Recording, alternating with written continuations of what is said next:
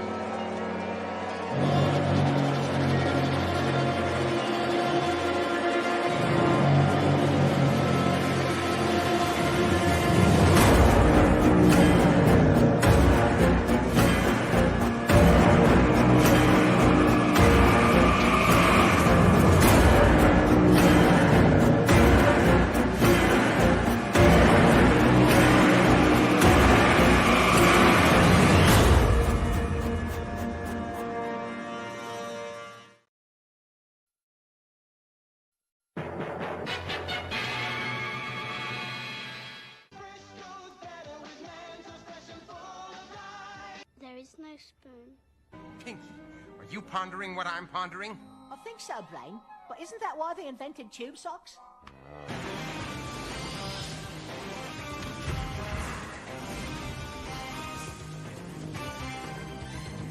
Oh, he's so handsome. Well, hello, Mr. Fancy Pants. What's up, everyone? Hellcom's Kate, and today, well, you already know, I'm going to be doing a drawing.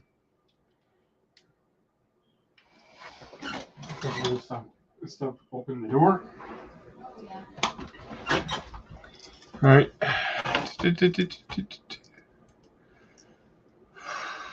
Let's see.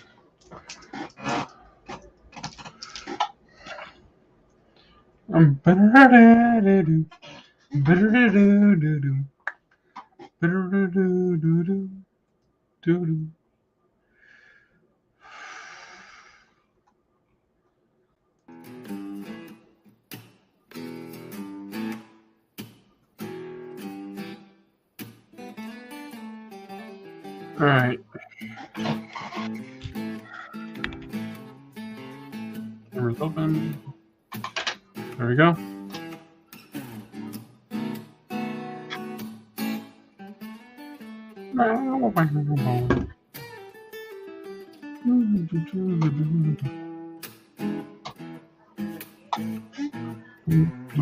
You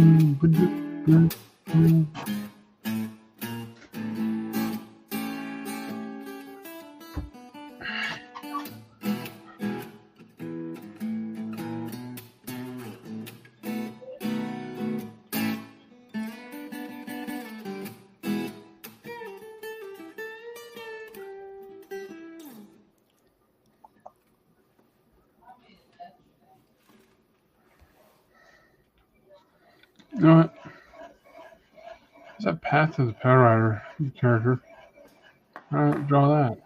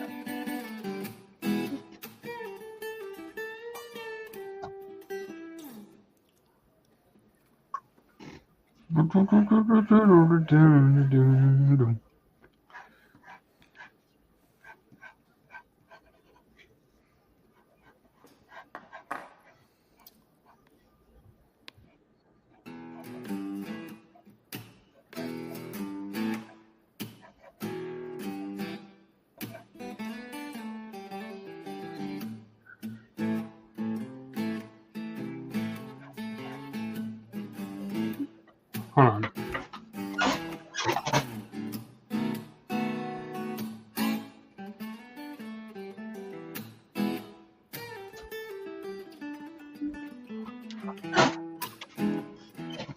What's up, Billy?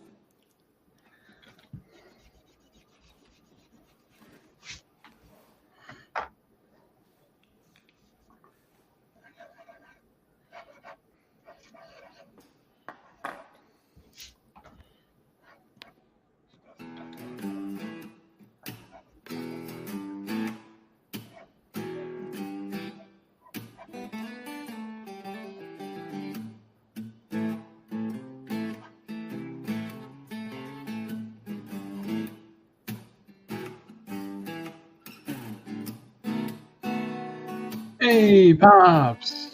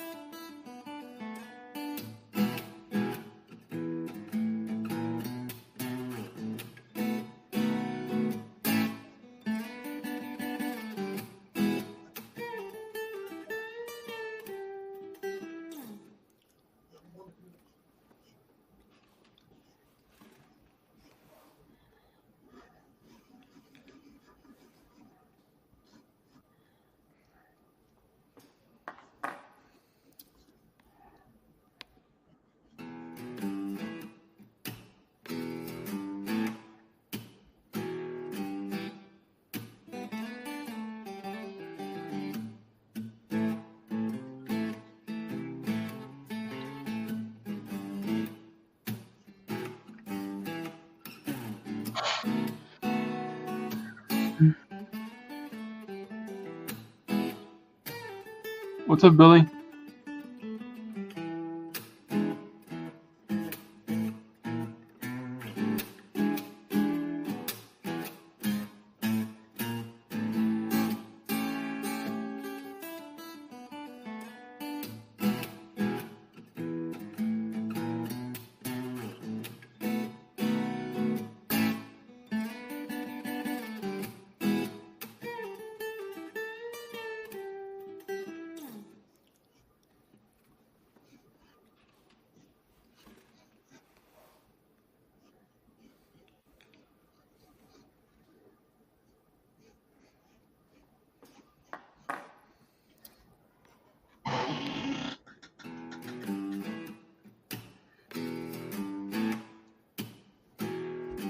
I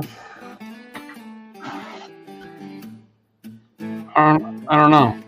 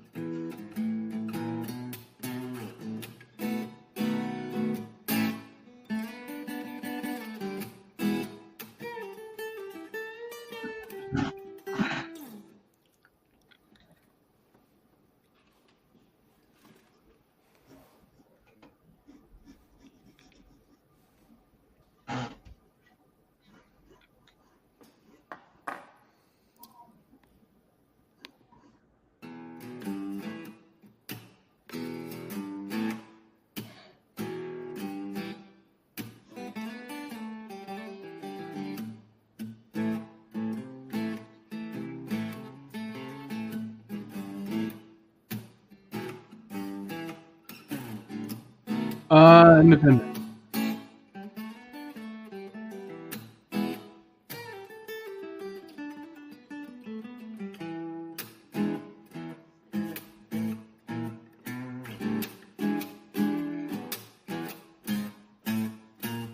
We've seen this character multiple times.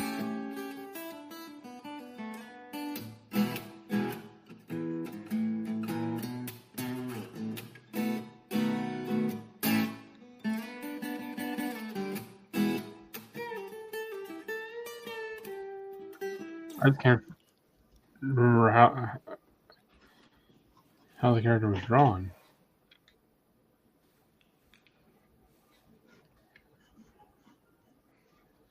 So for whoever owns the IP for this character, I'm sorry if I butcher it.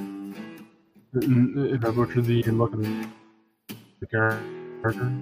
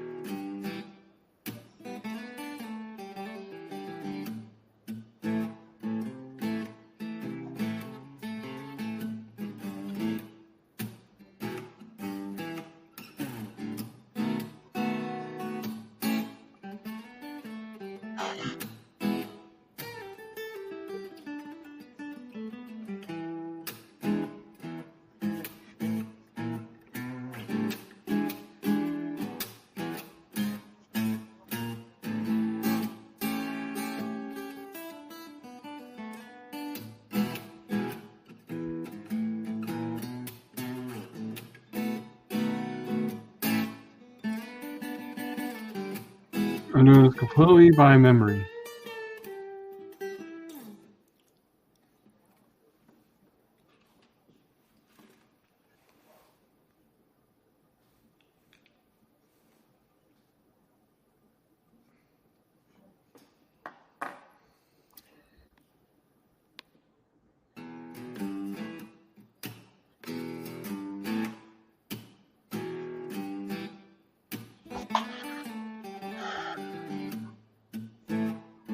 Have you guessed who it is yet?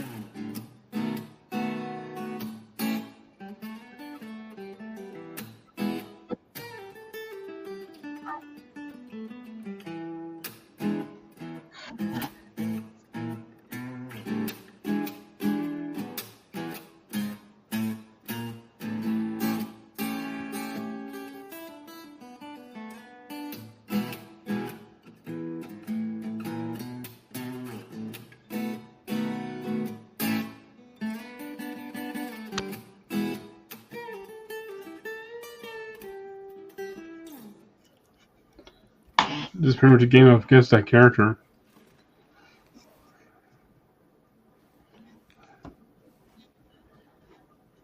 Thing is,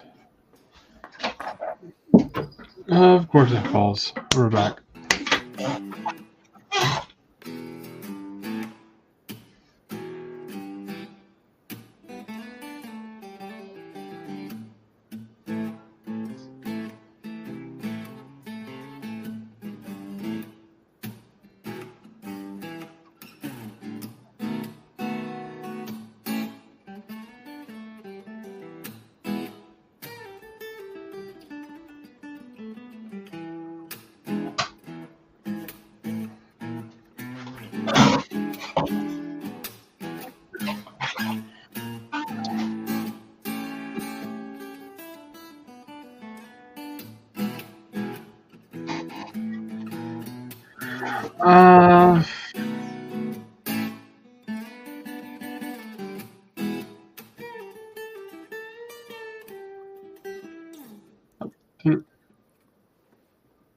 Why? I don't know. The funny thing is, I don't think I really caught his name.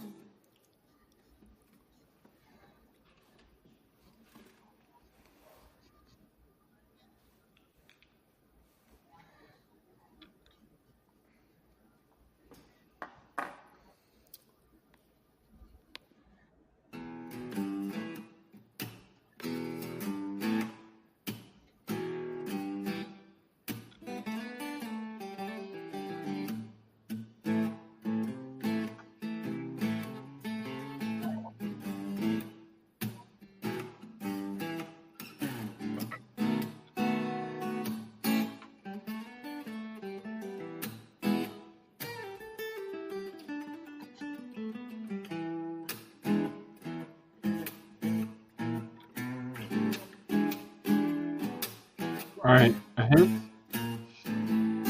It's a character that's been showing up on the Madness Comic Network. Every time we play certain trailers.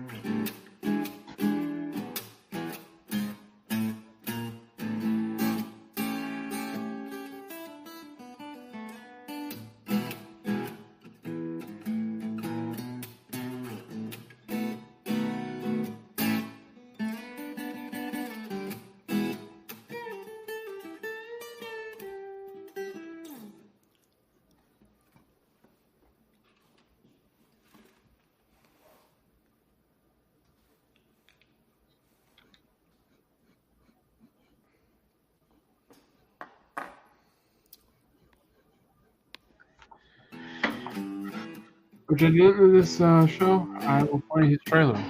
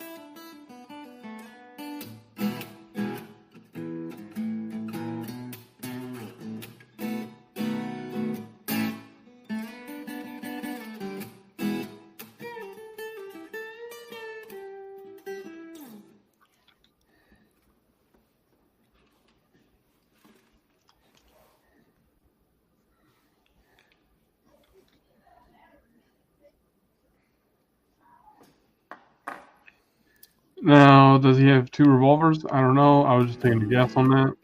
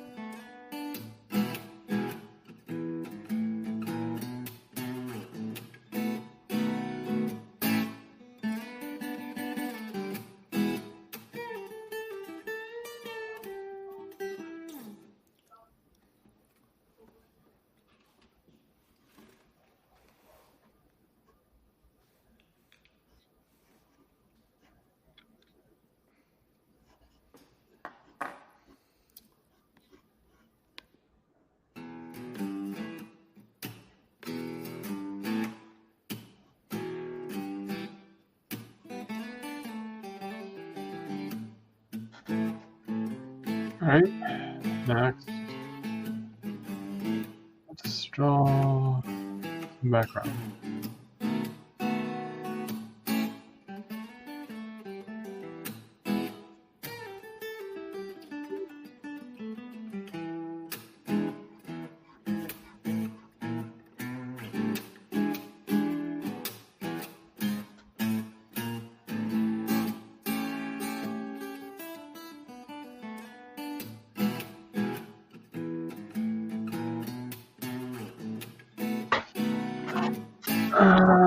Looks like Pat Garrett.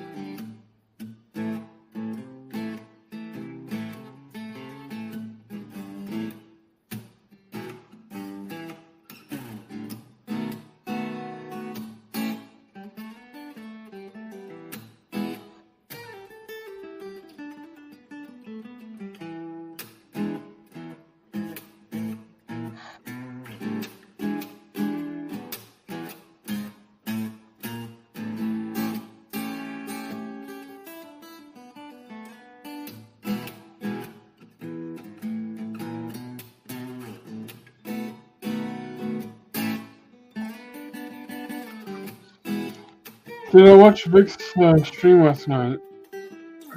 Yeah, parts of it. I don't even remember half of it.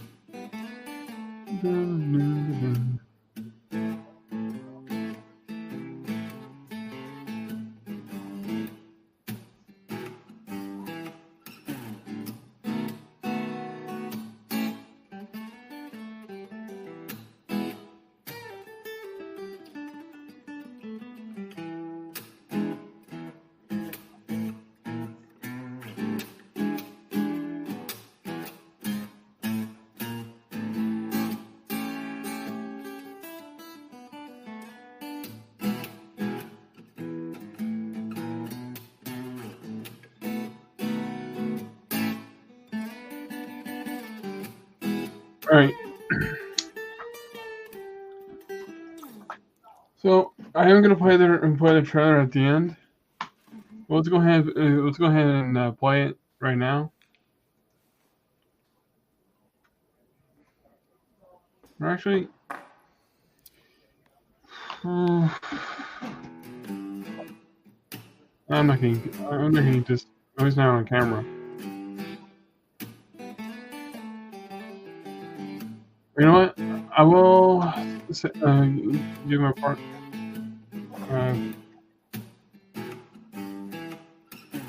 Where is this? You know what? Let's put some more stuff in here instead, and I'll reveal who it is, because I don't remember his name. That's the one thing that bugged me. I wanted to go ahead and say what the name is. I just can't remember what the name was. You know what I mean?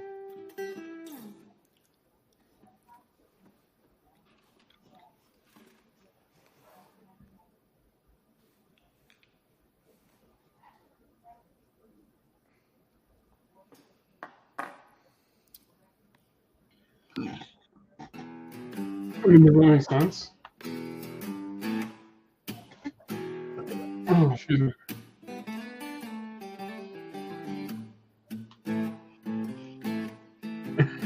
It's John Hector Pop Van Plant. No? It's not John Hex. Or Pops Van Slant.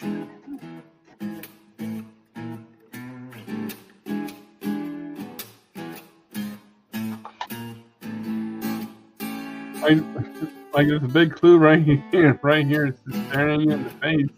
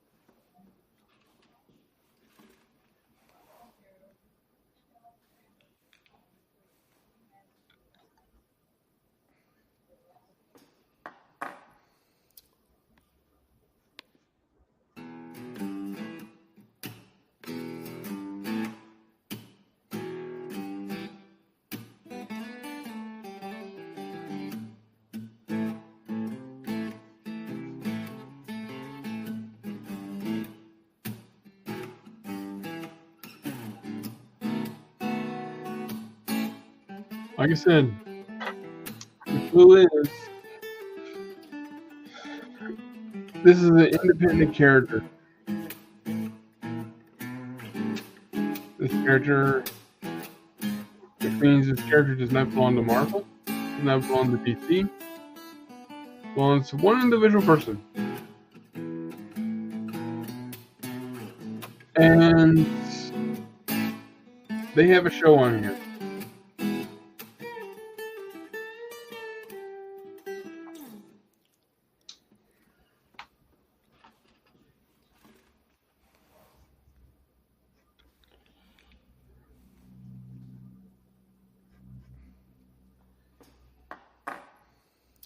I don't even think I even have the look right.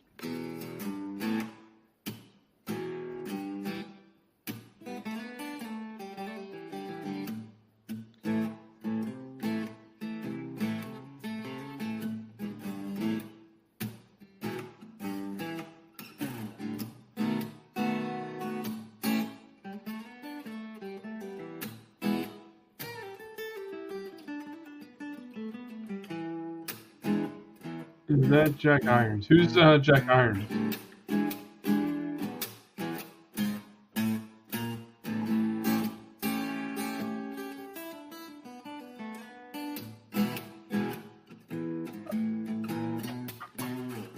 Dillard wants the link.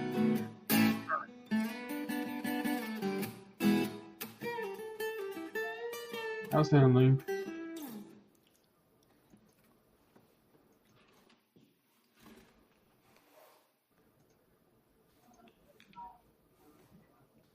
And sent.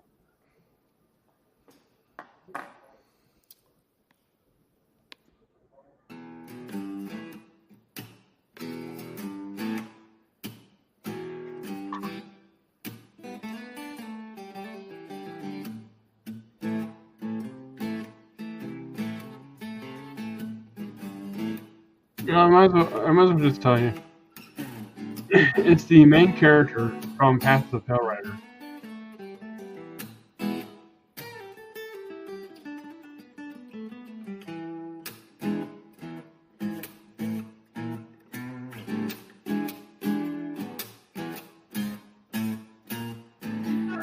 Lord, you have an invitation in your DM.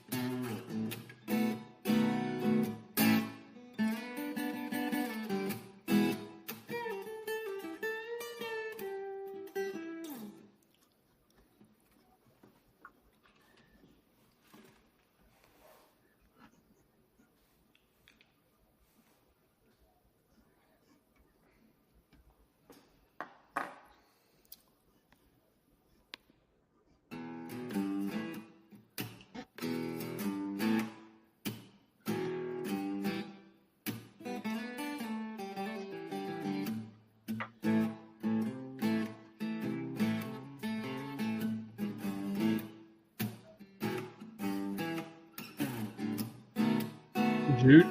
Is that his name?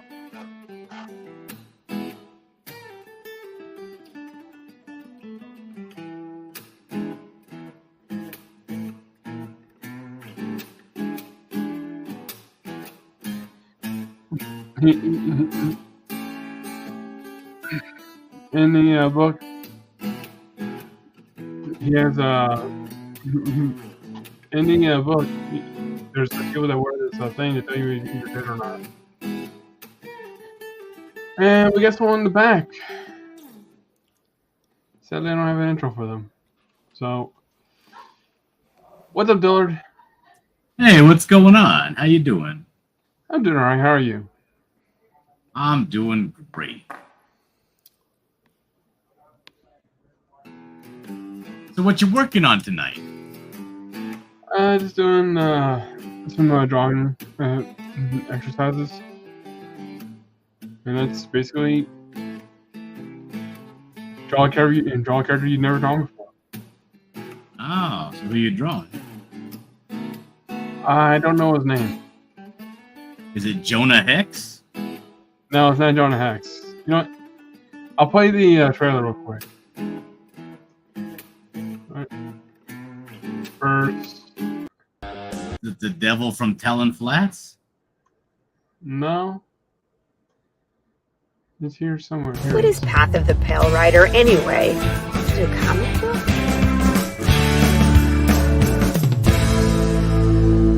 No, that's not it.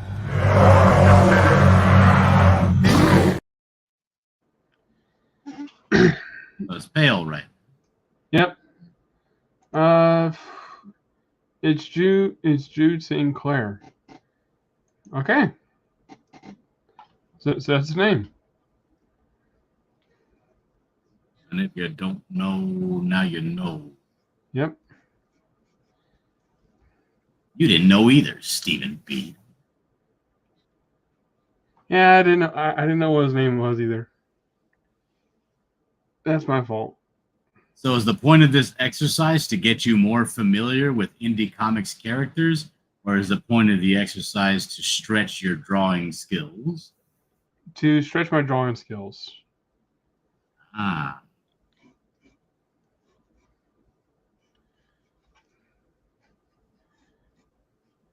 Because sometimes I think if you don't challenge yourself by drawing something you never really drawn before, or a character you never really drawn before,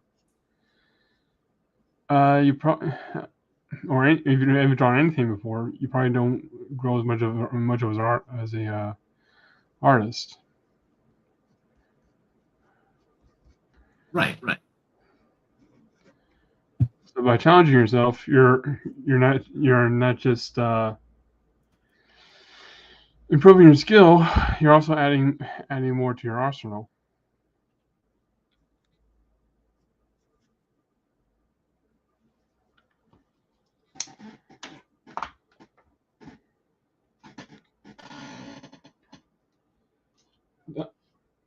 Pops says, "Well, I created that series, and it is very good." So, what are you working on? Oh, this is the that project that I'm doing with Yellow Flash? Yeah. This is the cover for that.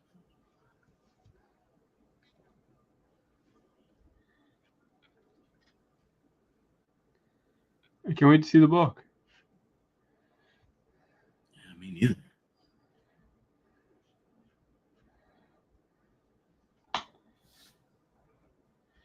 Yeah, they're zombies.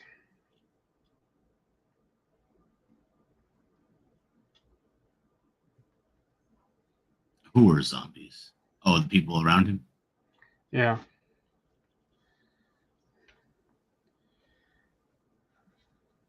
Makes sense.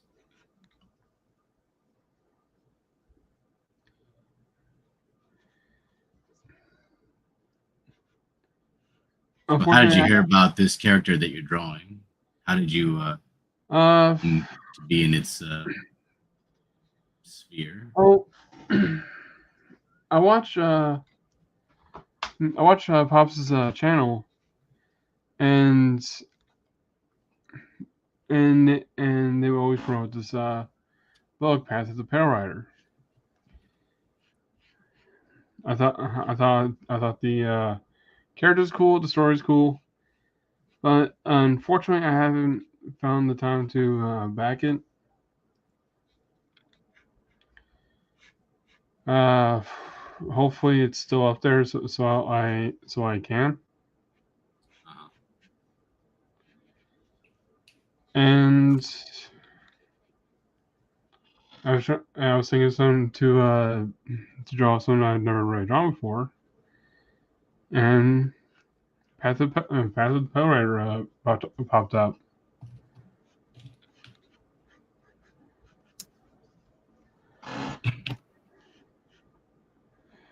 How dark my hands look in this light. Goodness.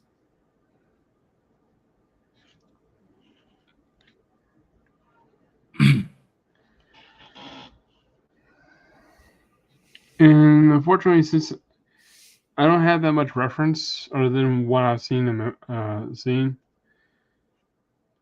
I'm also playing through memory.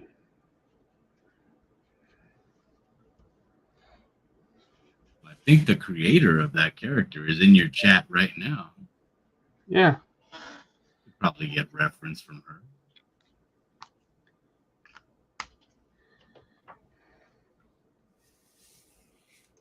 And Doc says, I mean, not Doc, Pops says, Laurie is the host of the Tuesday Morning Brew on the network. People who watch the network know Dillard. LOL.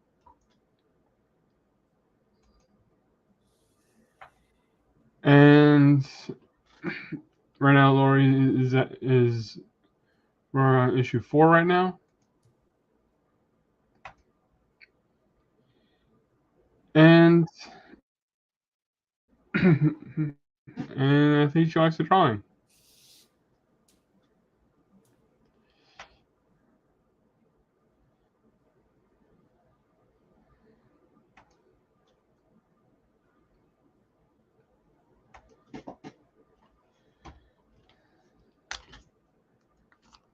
Who wouldn't like that?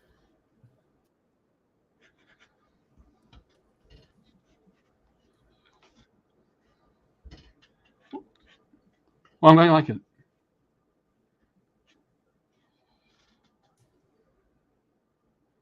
I try to be as accurate to the look as possible.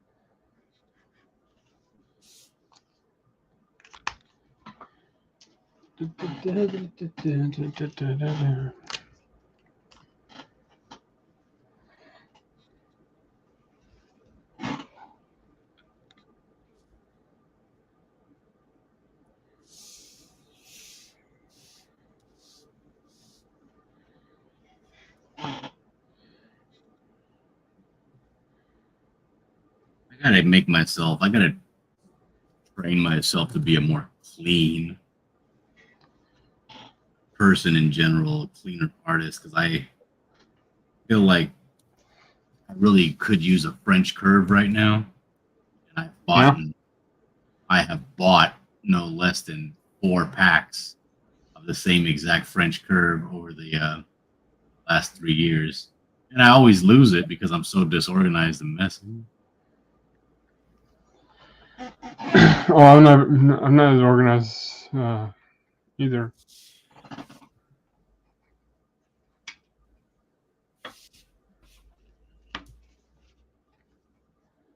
Sometimes this ruler I'm using, I would put it in one spot and I forget where that spot is. Well, rulers are hard because you want your rulers to be see-through. Yeah. Bad thing about see-through rulers is that when you put them down somewhere, they're hard to relocate with your eye. Yep.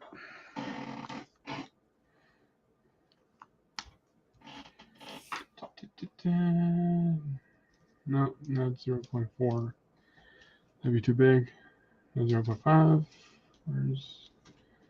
Yeah, I used to 0.2. There it is. I see a bad moon rising.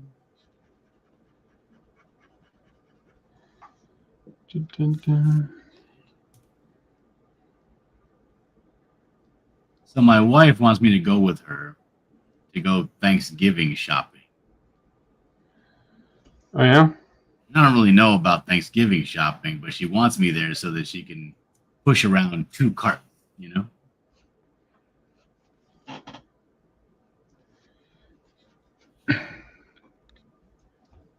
Well, we just went grocery shopping probably 3 days ago, and we had a big conundrum because there was nowhere to put any of the groceries. Like, all of our fridge and freezer is full of just junk, you know? Like, what's the point of going shopping for all these groceries, and then a good majority of them are gonna need to be refrigerated? We don't have room for that. And you can't put them anywhere.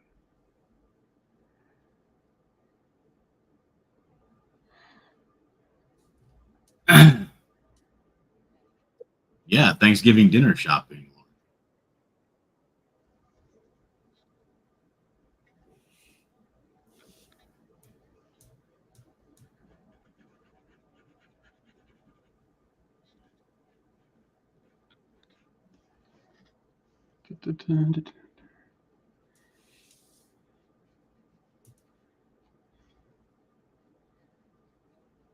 Billy says I have to keep my fridge clean. Isn't that kind of like not my job? Wouldn't that be her job?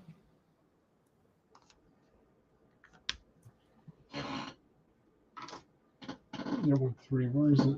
There it is. Pops says she's angling for a new fridge or an extra freezer. LOL.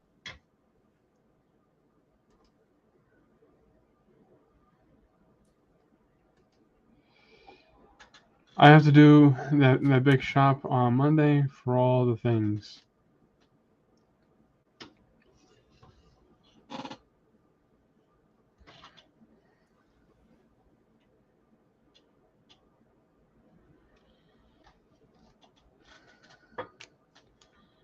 And Laurie says keeping the fridge clean is everyone's job. Isn't it? I don't like that answer. It's not a good answer. Not for me.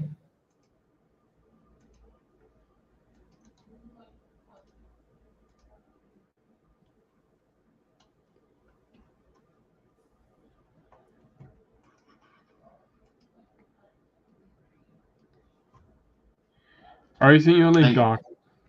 Like, she'll go and she'll dump all the Amazon boxes, you know, like in the garage. And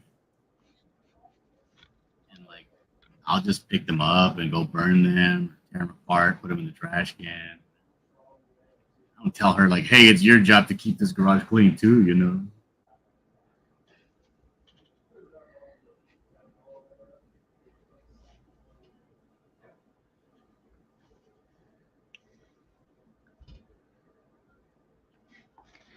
Billy says he got through cleaning his filthy gutters.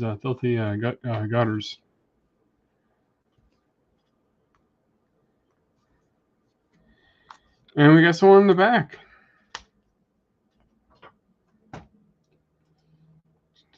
So just sit right down, relax, open your ears real wide and say, give it to me straight, doctor, I can take it. I can take it.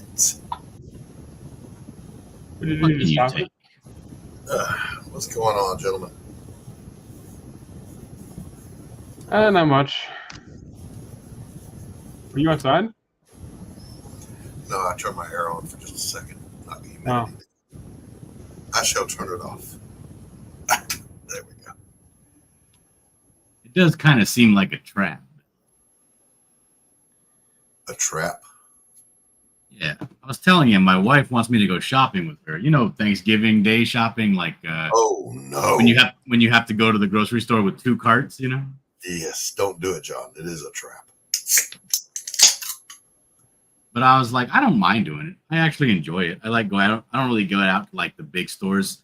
Like I'll head to my local grocery store, like Stater Brothers, to get sodas and all that. But I never get to go to like Winco's or Costco's, the bigger stores. So I kind of enjoy it, but also we don't. I was just telling Steven here that we went shopping the other day, and there's no money to. Not no money. No, I'm reading Billy Power Max's. She's gonna spend all your money to. No, it's our money. We're American. But we don't have any room, like in the fridge outside, the freezer for the meat. Like that's full of goat meat right now, all the way to the top. Mm-hmm. So like all we have is the one fridge. And when we went grocery shopping 3 days ago, everything's full, you know? No room in the inn. Right. So I think we should probably wait a little while, maybe at least till Monday or Tuesday to go shopping for the Thanksgiving stuff.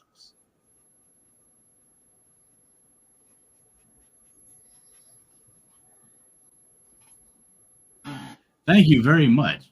Laurie says, Dillard, that torso looks cool. Love the detail. Thank you. Makes you wonder, where is she planning to put the stuff she buys? Yeah, that's what I'm wondering.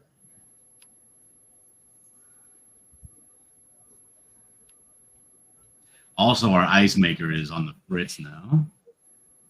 Not the ice maker from the fridge that's been broken for a long time, but we got a separate ice maker. Right. That throws those little crunchy, little tiny kernels. Oh, yeah. I love the it. Soft, crunchy ice? Yeah. Oh, I love that. But it's all like, it's not working now because to be honest, I haven't been like keeping up with the maintenance, keeping it like ran through and clean and stuff. So let me tell you a horror story about an ice maker on our refrigerator. We had been in the house with a new fridge installed for 6 years. And I got up one morning. I come into the kitchen. Bleary-eyed, just woke up, headed to the coffee machine. And I notice I'm walking uphill. Uphill is not something you're supposed to experience in your own kitchen. I'm like, what the hell? So I turn on the light, and there's a big old, just swollen piece of floor. Turns out that ice maker had been one drop at a time dripping for 6 years. And finally, the floor, I guess underneath the subfloor, had saturated, and it was rotted. So there went a whole kitchen floor. There's an expense you don't, enjoy waking up to. Well, no.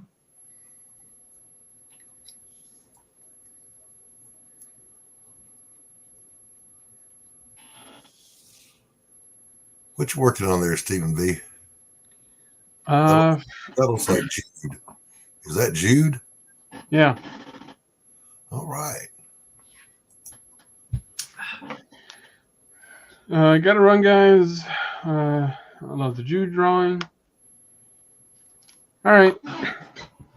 And thank you, Laurie. Bye, Laurie. Glad you like it. So, Laurie, are you still there before you go? Let me switch over to my headphones. I got to run that air for a minute. It's humid in here.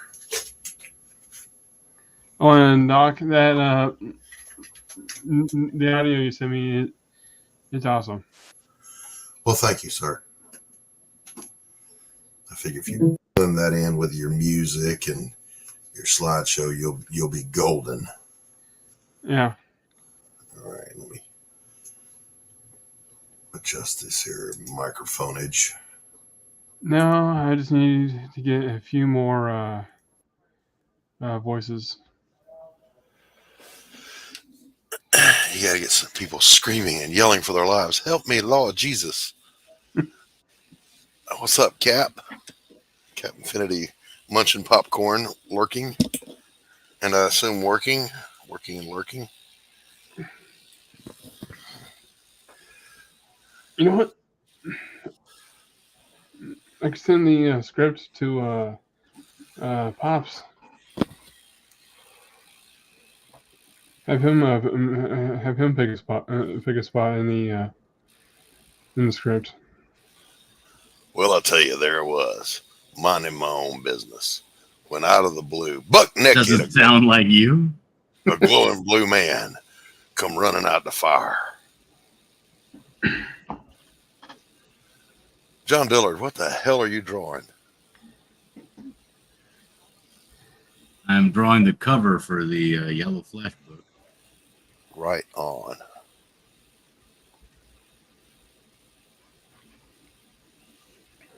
What are you drawing?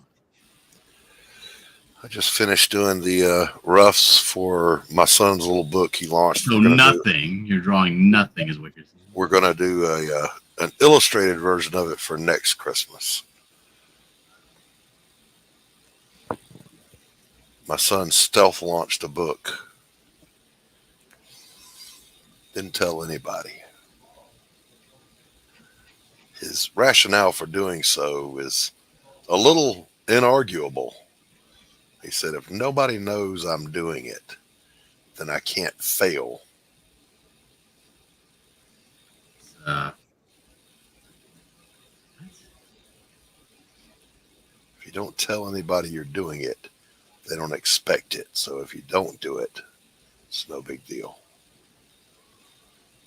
That was his take on his rationale for not telling anybody what he was doing. That's not a very good. Well, I told him, you know, that does work in a certain way, but mine is the exact opposite.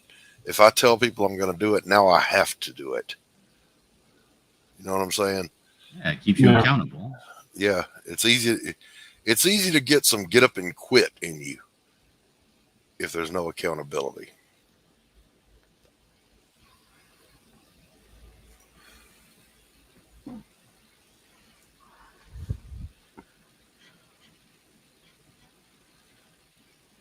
Let's see. Yeah, I did some voiceover and mixing for Steven. I ghosted some work for a friend of ours. Ghosted? What does that mean? Just doing breakdowns for a friend.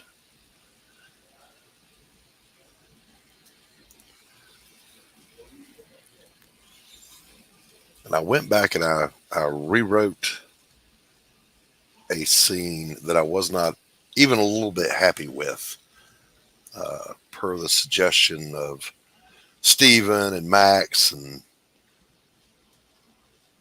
a couple other people were there. I forget who. Tanner.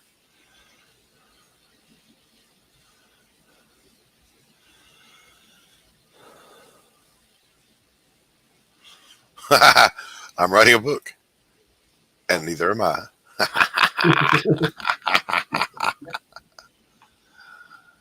And I like the new way much, much better.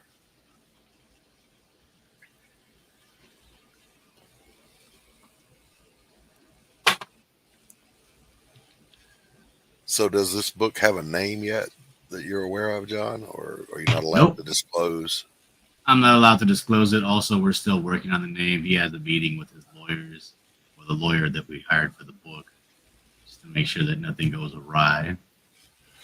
Roger that. And once everything is set in stone and things have been placed and purchases have been made, we'll go ahead and talk about what the title of the book is. And then launch the pig. Let's kick this pig. Yeah. Well, that's cool, man. Very cool. It's only so many hours in the day, right, John? How many projects you got going? 20?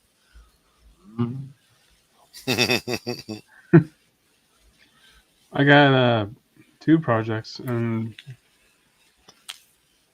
I actually make that 3 projects because another one fell on my lap, and that's for a family friend. She wants me to do a book for her grandkids. Right, is she paying you? Yeah. Well, she wouldn't be much of a friend if she wasn't paying. Lord knows we've all got those. But then my son, John, did I tell you this? Yeah, he told me. He used AI art for the cover of his little book. And I'm like, oh, son, what the hell? So I jumped in. No. He said, well, I couldn't afford you, Daddy. Like I would have charged you anything. Jeez. Best thing with zombies, if you mess up a line, that's okay, because it's a zombie. It's not okay if you mess up a line on a zombie. What, are you crazy? It's a zombie. It's not a messed up line. It's a piece of falling off flesh. That's also true.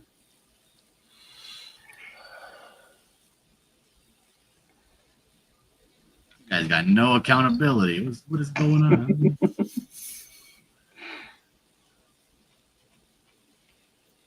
Don't listen to him, Steven. It's your zombie. It can have rotted flesh falling off of it if you want it to.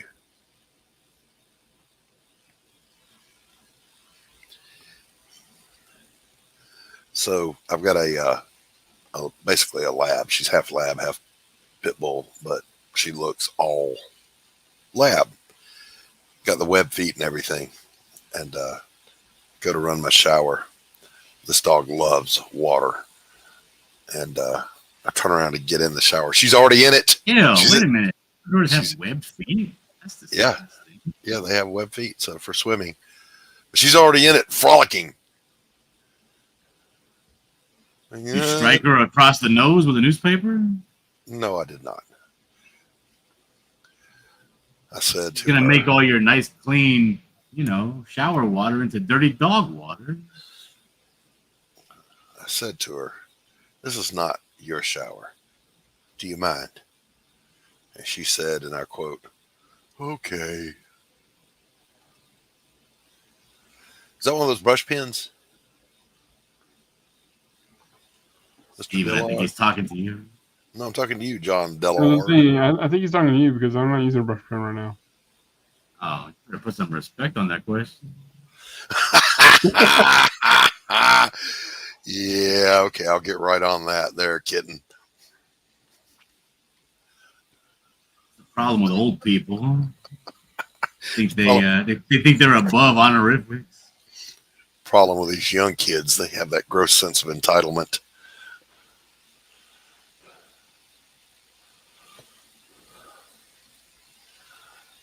John, how old is your oldest kid? Why? Now I'm leery of your question. I'm just wondering if they've reached that age where they begin to get that petulance to them. No, none of my kids have drawn like me hours and hours over the many years that I've been alive to get as good as I have. They haven't done that yet. I wasn't talking about drawing. I was talking about that natural petulance that kids begin to get around the age of 3. What's a petulance? That sense of entitlement that you can't tell me, say me no. My stepdaughter, you say, say me no. I'm a Mexican dude in a Mexican family. Our kids don't get that until they're like 31.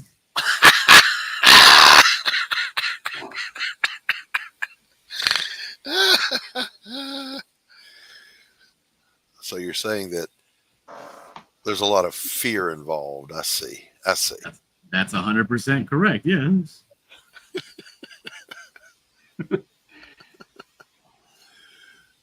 Fear me, child, or I will smite you. I was actually. No, we'll give you back to the hospital. Yeah. I was really strict with my first 2 kids. With my youngest son, I was not as strict. I reached the point where Hey, you know what? If you want to stick that needle in that wall socket, you go right ahead. You know, you won't do it but once. Yeah, that reminds me of that short video I found where this kid was about to stick a fork into a light socket into a light socket, and his mom goes to try to stop him, but the father's like, no. You go ahead. You go ahead and do that. Yeah. And then the kid does it, gets shocked, and the father's like, "Now you want to do it again, won't you?" Yeah, I got 2 kids, and one of them learns by other people's mistakes, and one of them learns by her own. Is it the younger one that learns from the others' mistakes? No, it's the older one. Really? Yeah. The opposite, what it normally is. Usually the older ones, like the trendsetter, they're going to do their own thing, mess up and figure. Nope, this one's like, she'll watch and be like, I'm not going to do that. He got hurt when he did that. She's the wise child. She takes after me. The other one takes after her. Oh, I see. Now, would your wife agree with that sentiment? Absolutely, 100%. She said, "Yes, I agree with John, or he hits me." Well, like I said, Mexican family.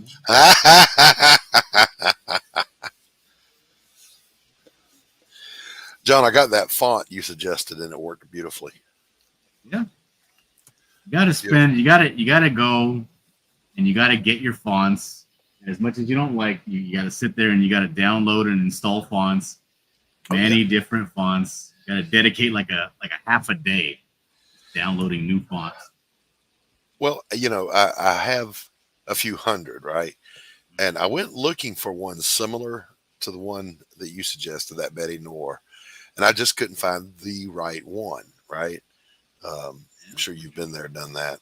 And I went and downloaded the Betty Noor, and I wrote a page worth of text with it, to get a good look at it. It's like, yep, this is perfect. Works. Perfect.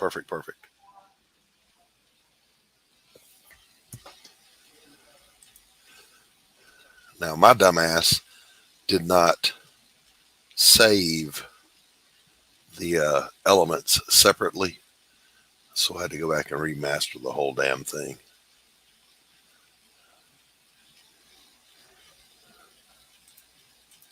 That happens. It does. It turned out pretty good, though. Let me share it with you.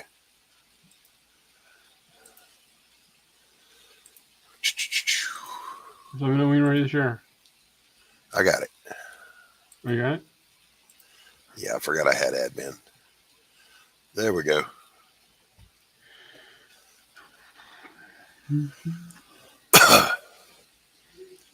So I think that came out pretty good. It's all right. Yeah, it's all right. Whatever. I think it looks great. Oh, you want me to lie to you? It looks all right. This is some great art, too. Great, fantastic, lovely. Reworking the title for Rev. I don't know. I think Rev is a pretty good title. Oh no, not reworking the title itself. The font.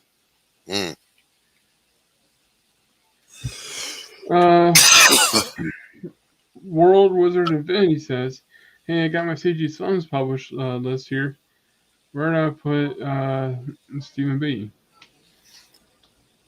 Well, he's already got 2 published, so. Yeah. Oh, this is one of those shows where they don't read the chat. I'm reading the chat right now. Art is good. The logo kind of sucks. Fuck off, Finity.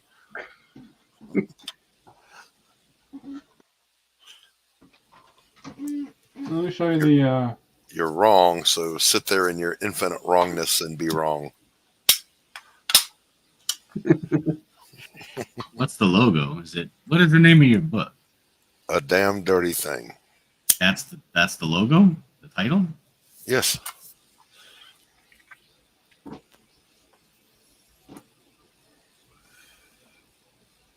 The guy's name is Jack what? Jake Bishop. Like it's not called Jake Bishop, A Damn Dirty Thing. It's just called A Damn Dirty Thing.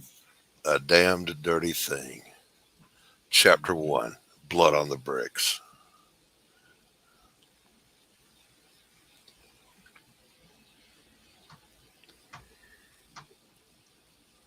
Well, Cap, if you weren't soused to the gills on cheap brandy, you'd be able to read it. I promise you. I don't know. Pull it up again. I want to look at it. Stephen B. sharing with us at the moment. There we go. So that's the look I chose for the title. Okay.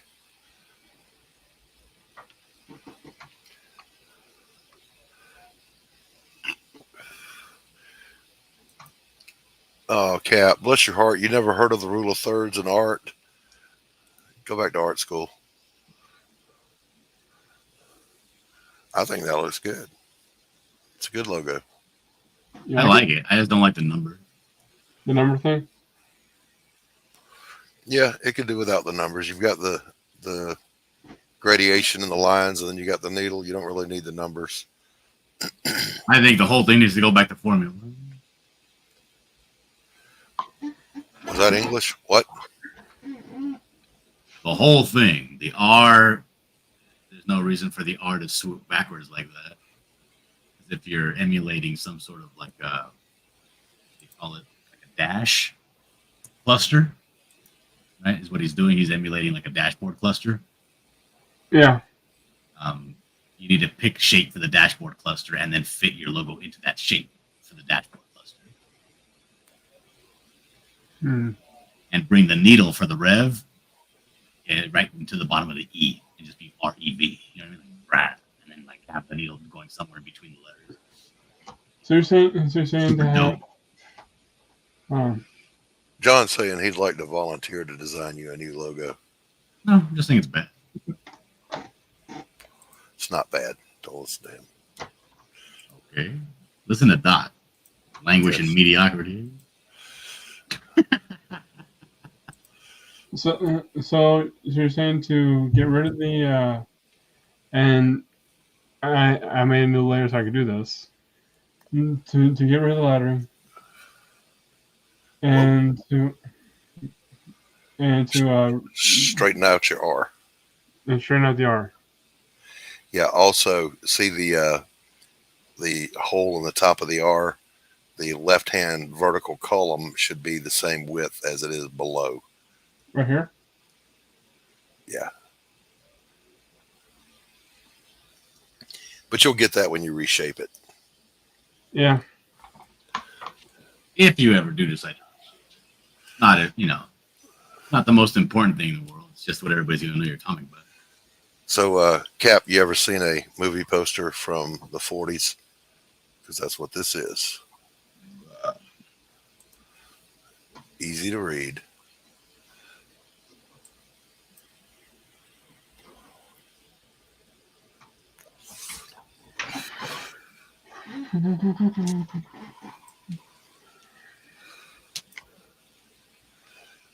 That's a damn fine cover. You got to rework the lady. The lady looks very awkward on the page.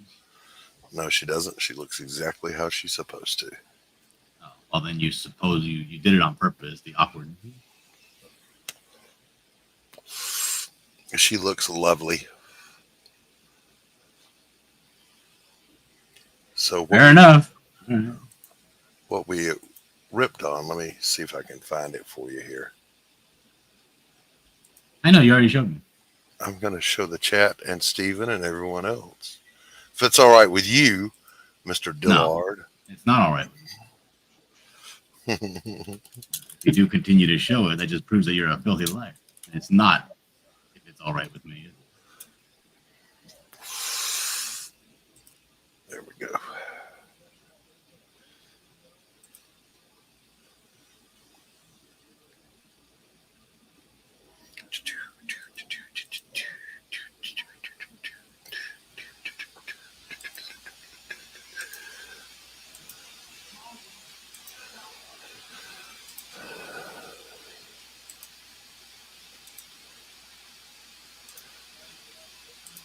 So there you go. At the 1/3 line, you put your title. You have a blurb in the upper left, and your component, and your components make a C shape around your primary composition. Yeah, but look how lovely that lady looks. Arm hasn't disappeared behind nothing. The title is right there with a solid background color, so it's easy to read.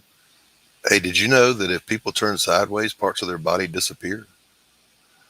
That's not true.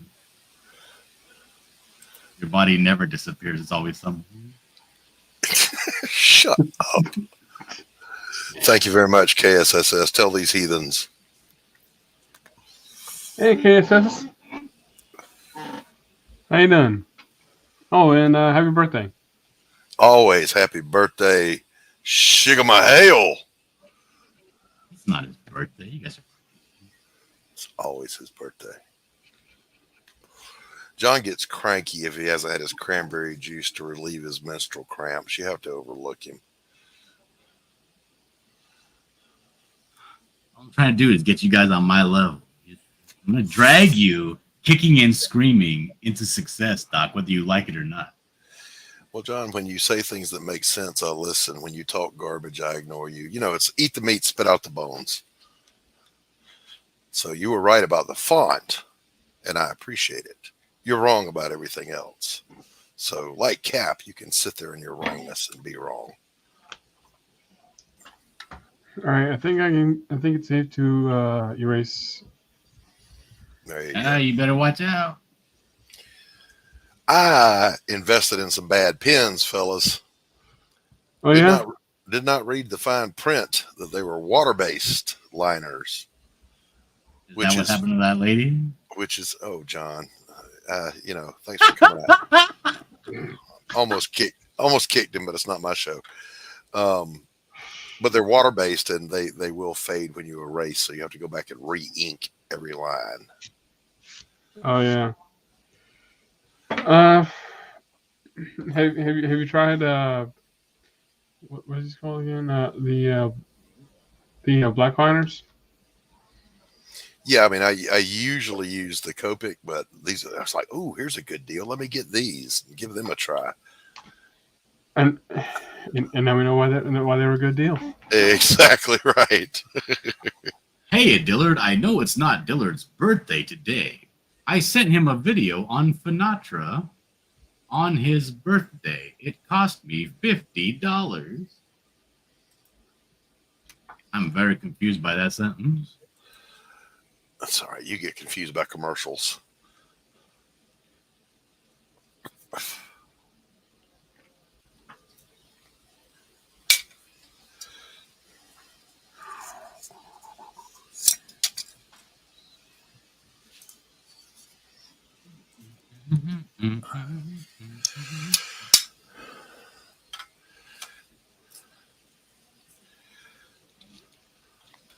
There's a dearth of content to watch out there in the entertainment sphere. No, there isn't. Stephen B's on right now. So I found myself rewatching Game of Thrones. The first 3 seasons are good.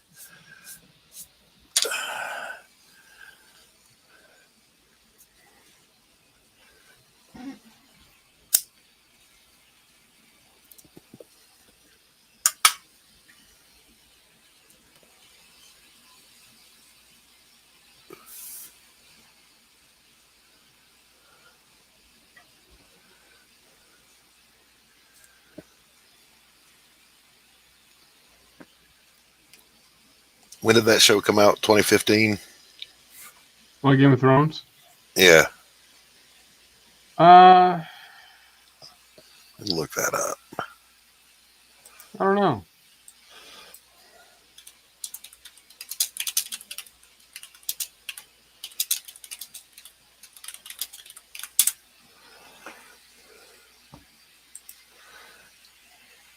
No, 2011. Daggum. I was still in high school at that time. Over 10 years since there's been something decent to watch on television.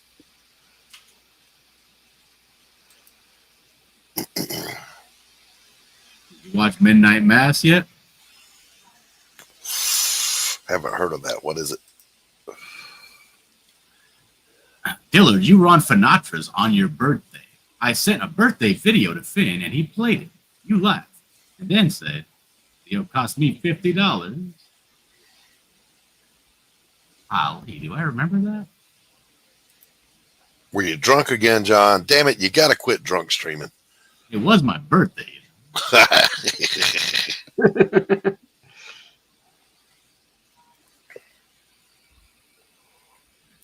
Is it because somebody was going to send me $50 for my birthday, but then you played a video instead? No, he said, and then I then said that video cost me $50. Oh. So it cost him $50. Thank the Lord, I can't afford that. Not with all that shopping you got to do, pal.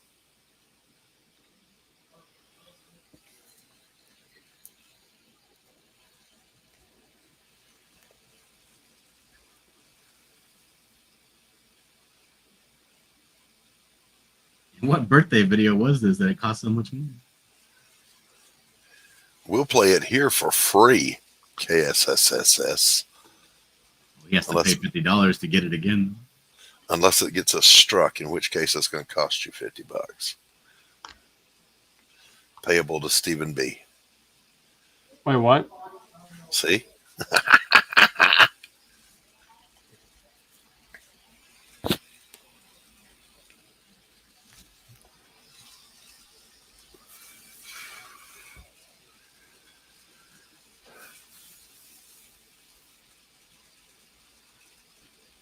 Can't link it, not a mod. We can change that, KSS. Oh, Stephen B., you got to drop some wrenches to your chat, buddy. I thought I gave a KSS link. You know what? I'll fix that right now. Oh, wait a minute. He's not even on your channel. Oh, wait. What channel are you watching on, KSS?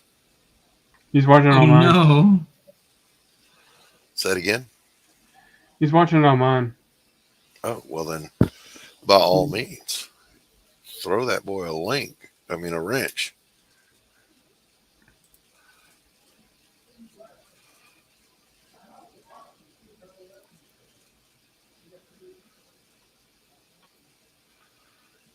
All right, he's got a wrench. Now you can drop a link. Now you're all out of excuses, KS.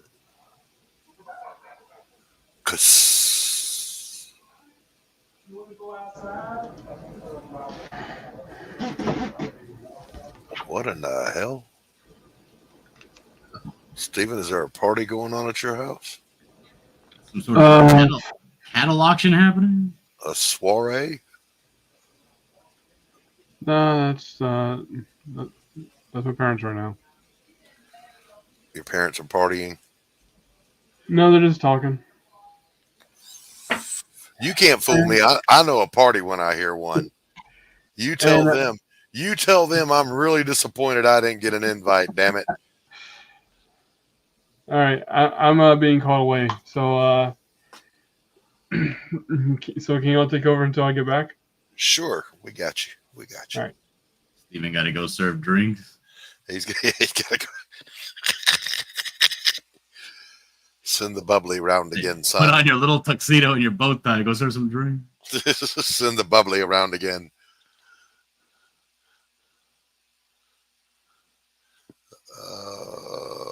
How can I cut that link?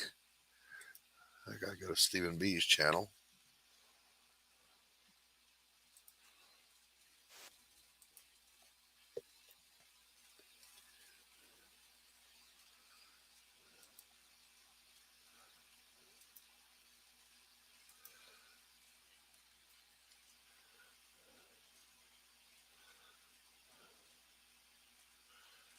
KSS, that's a link to your channel. It doesn't bring up anything.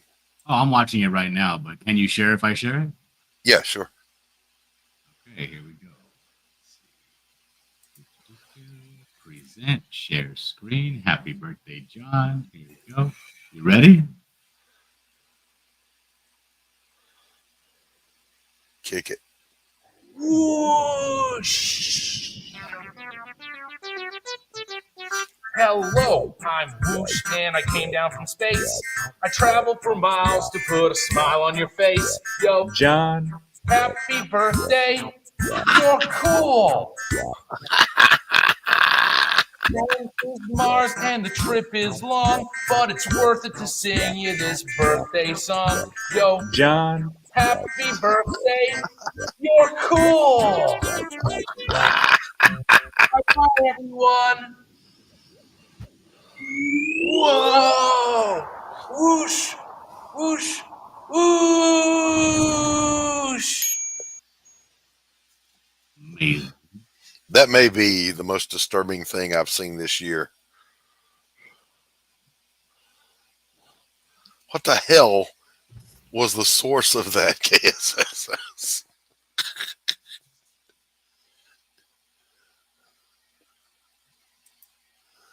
This is a normal average video. I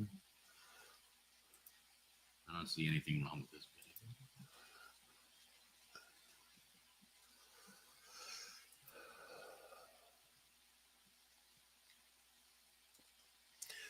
So, John, were you stirring up trouble again? I heard you were stirring up trouble.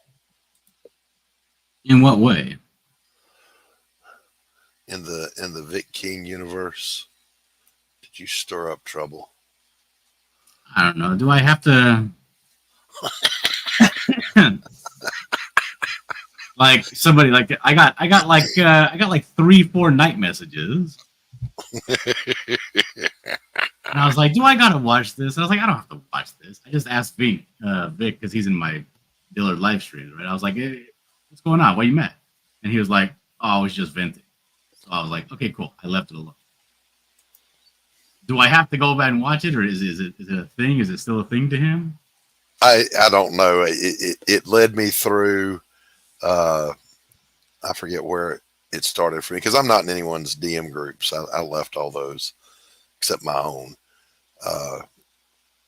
But it led me through a Vic stream to a well-read stream, and Vic was upset about people laughing. Yeah, because apparently he was all mad because I threw a joke out there because Finity was going on again about Vic, and I was like, oh, God, why are you gonna start punching up? Why you keep punching down? Why it's like you stopped the short bus, got on, and just started swinging on all the kids.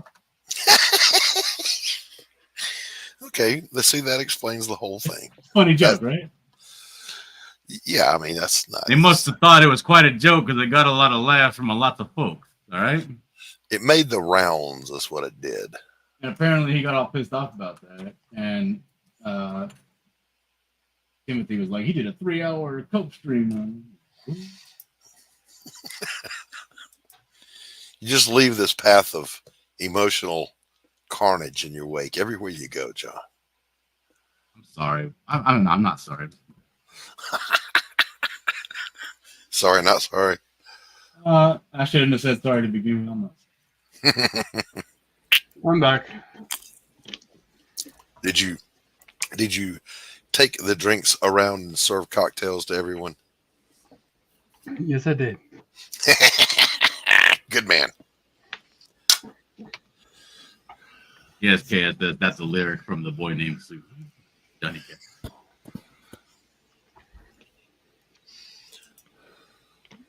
Vic was mad at me as well. What was he mad at? I don't have. I don't believe it anymore. Whenever Vic gets mad, I always just assume it's a kayfabe trying to get some clicks and views. I just don't have the time to dedicate to drama. Yeah. I'm sure we're asking me about it just like 14 seconds ago. Yes, and I got the 5-second overview that sated my curiosity. Sadie Hawkins? Yes, Sadie Hawkins. Where is my 0110? My Where do these things go? Oh, here it is on the floor.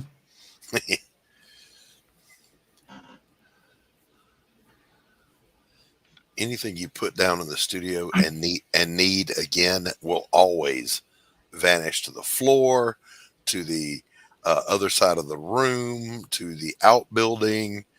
Or your cat would knock it off the table. The glove box to your car. The glove box to your car.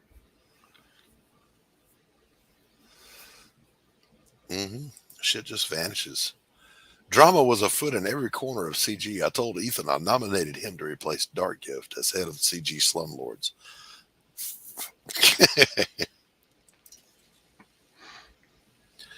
Ethan can't live in the slums. He lives uptown.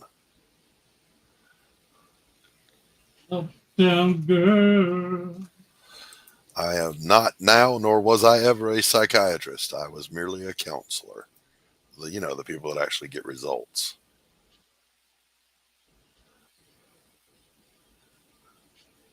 Although with people like John Dillard, it takes years.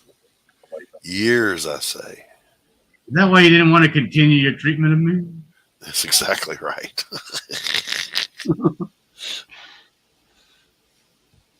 I told this guy, I said, feel free, Stephen. Stephen, I told Doc, go ahead and probe my psyche. I know I got issues. I know I got a lot of issues. I said, go ahead. I'm giving you carte blanche. Just probe my psyche. Just do whatever you want. We'll live stream it all. It'll be a big to-do. The healing of John Dillard. And he was like, oh, I can't do that. No, I'll get in legal trouble, blah, blah. We started, but then it would be unethical for me to do that. So, like, no, let me not do this. I don't feel like toting a lawsuit. Then he went on to claim that I was going to sue him. You know, the soundest rule in counseling I ever learned, I learned it in college from my best professor. He said, good counselors don't give advice. The wise don't need it, and a fool won't heed it. And then he went on to call me dumb. In counseling, your job is to help the person hear what their own problem is in their own words and for them to find their own solutions. Because if I fix your problem, you learned nothing about problem solving. If I give you advice and it's bad advice, that makes it my fault. But if you come up with your solution, you learned your problem solving. If you screw it up, you screwed it up, and you do better next time. Sounds like a whole bunch of washing your hands of everything. Well, it's about internalizing the locus of control to the patient instead of to you. And he wouldn't even help me do that. You feel as though you were cast adrift. I came to him, hat in my fucking hand. I was like, help me with my problems. I got real problems here.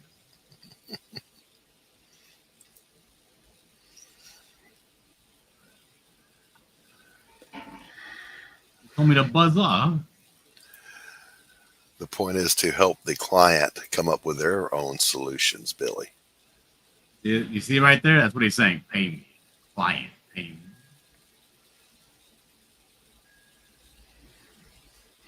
Give you a good example from a real case, but it was my first year as a counselor.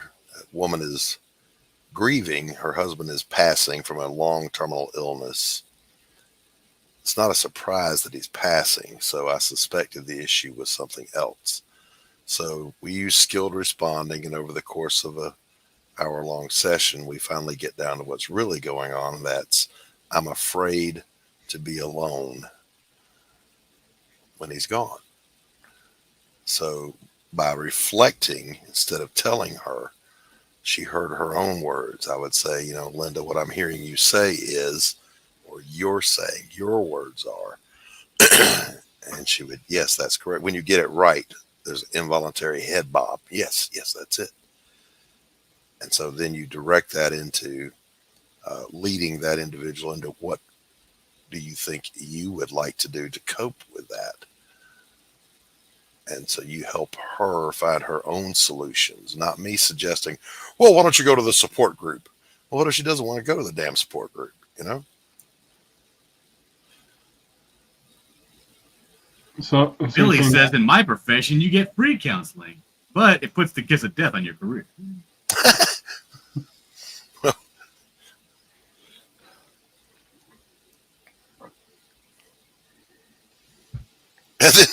And then a very valuable lesson I learned was, again, your professors know more than you do. So when your professor says, when you finally set up your first office, always make sure that you are closer to the door than your patient is in case they nut up. Well, I didn't listen. I organized my little office just the neatest little way I thought. And then I had a woman having some hysterics that got up and felt the need to pace. But she's between me and the door. And I thought, uh-oh. if she nuts up, I'm going to have to bowl over her to get out of here.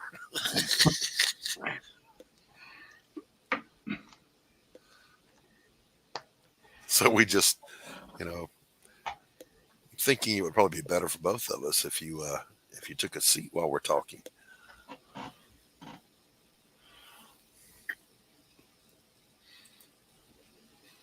Car cuff model, Billy.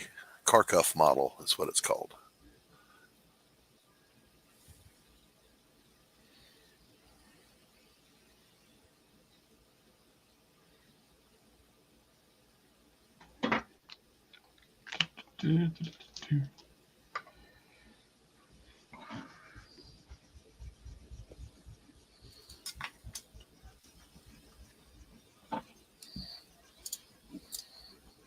I had a paranoid schizophrenic client one time when I learned another valuable lesson.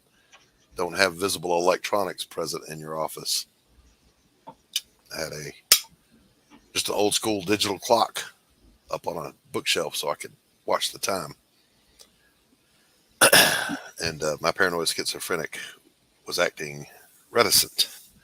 He was acting paranoid? Yeah. And when I finally broached the topic, he nodded his head at that clock and he goes, "Hold on, no, that's not recording me right now." So I unplugged it and walked it out of the office and set it in the receptionist area and came back. And then we had a session.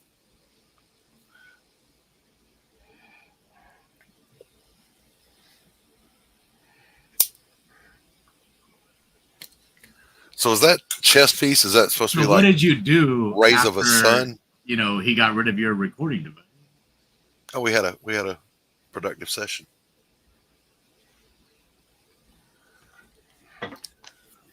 Okay.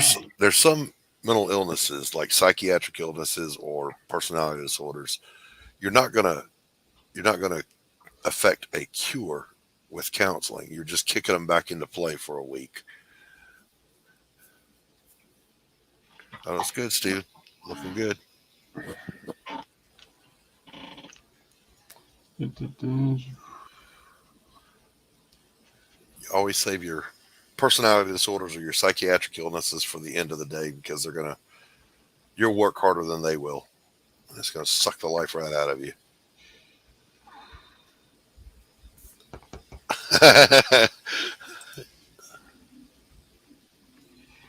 What I'm hearing, Doc, is based on his previous work. He's pretty much at home and dealing with the songs. Absolutely right. That's why, KSS, when I'm on a panel, I'm always closest to the door. You is spying on us.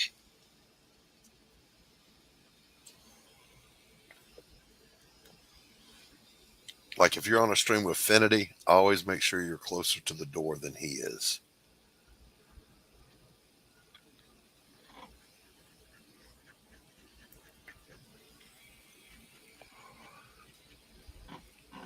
So, Stephen, I know you've got a scanner. You got a scanner, John? Yep. What kind is it, if you don't mind my asking? Let me click my thing down here so I can just... All right, I think it's done. You need more contrast. Where's that? It's called the Epson Workforce 7710. And how big does it go? I mean, obviously it'll 11 by 17. 11 by 17, okay. Doc is putting the case together. He's gonna frame us as. No, actually, I believe it's like 14 by 17 or something. So, I mean, all kidding aside, does it clip at all if it's exactly 17? You lay an 11 by 17, it doesn't. Not clip? at all. Not at all. All right, cool. It's a little bit bigger. Okay. So some contrast, Stephen B. would just lay in some big, thick, heavy blacks like what John's doing down here. Just, pick some areas. Like maybe one guy's got some dark ass pants, or maybe his gun belts are black, just whatever. Contrast is king. In painting, it's color composition and contrast being king. In comics, Can't be afraid of the BBC, the big black coat. That's the BBC, the big black coat.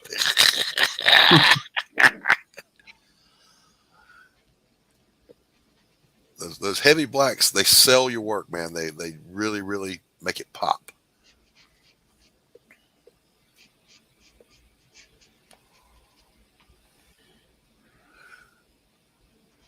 My ex-wife may or may not have been in Washington on January the 6th. Woo! Dodged a bullet there. I thought you were continuing the conversation about BBC.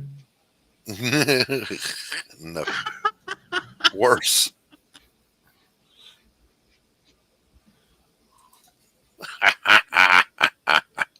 KSS says. Wait. I was just going to ask the question. John, do you have a scanner? If you were a scanner, what kind of scanner would you be? I would be a workforce. You never ask why. What you would say is, so you like that particular scanner? Why, yes, because it blah blah blah blah blah. The one of the keys to effective counseling is in having the patient or client initiate conversation. You want them talking more than you. So I got a call one time from the PD. Would I come down and do a forensic interview? The MSCs, they're called mental status evaluations, on this cat. I'm like, yeah, so I come down. It's not uncommon. Go down to do it. It's good billing, man. If you're there for, Skinner was okay. If you're there for 10 minutes, you still get the bill for the hour. So, it's a couple $100 just for going in and saying, hey, what's up? So I go in, and this Detective Butler tells me that this particular client has not waived his right to his, he has not invoked his right to remain silent. So what a dummy.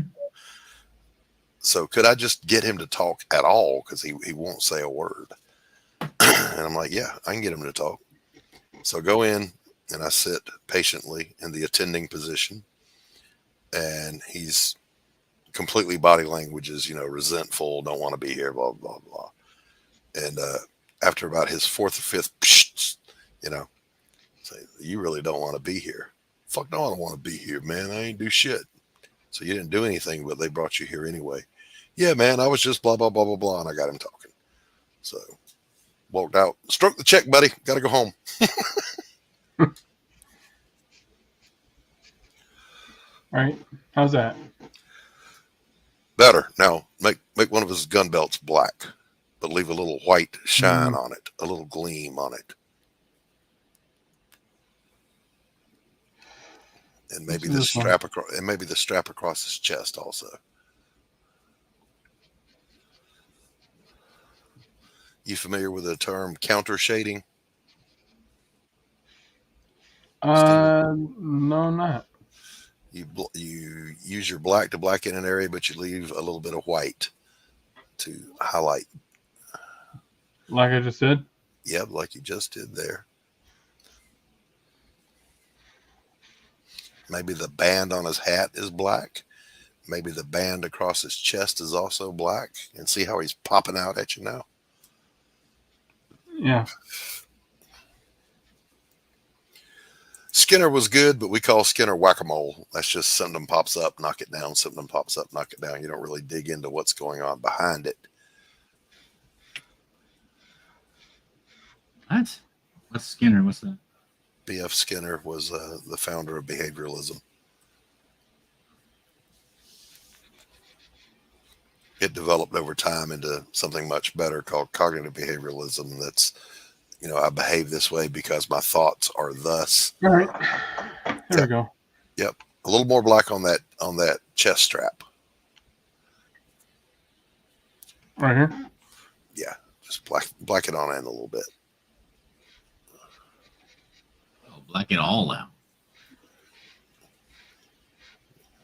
Light coming from the lower right-hand side, black it all out. And black the whole headband out. Black the whole headband out? Sure. Do that. You're creating visual interest by including some contrast. And then you sit back and look at it and see what you think. Sit back and look and say, yeah, this picture kind of looks kind of heavy on the right side. I better even this out.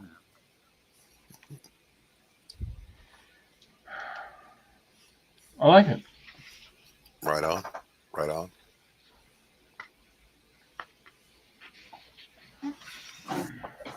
So, John, I know you have said previously that, you're not a big comic book guy as far as influences go. So who were your art influences?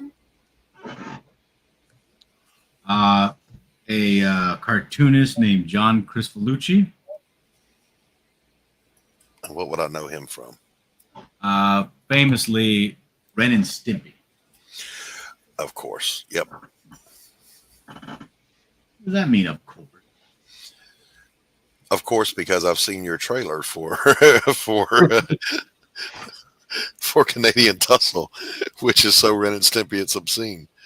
Had his pecs flexed in that animation, John. Boing boing. That would have just been over the top. Other than him, I like the way that Norman Rockwell played with anatomy. Yes. Good call. And, Frazetta, maybe? Little Frazetta? A little bit. I never really got, not until I was older, did I even know about Frazetta. I'm sure it was, because I've always been like into like cool looking things, so I'm sure that it influenced me in some way. Right. I was never aware of his even existence until I was older.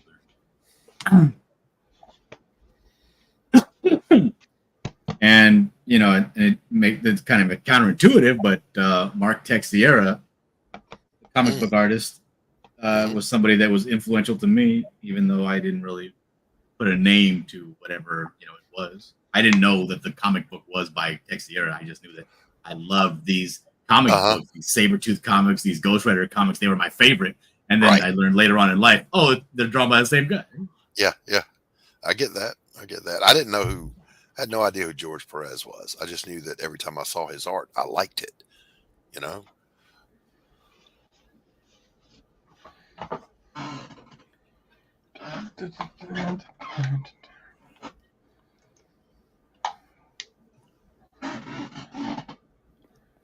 I hear you, girlfriend.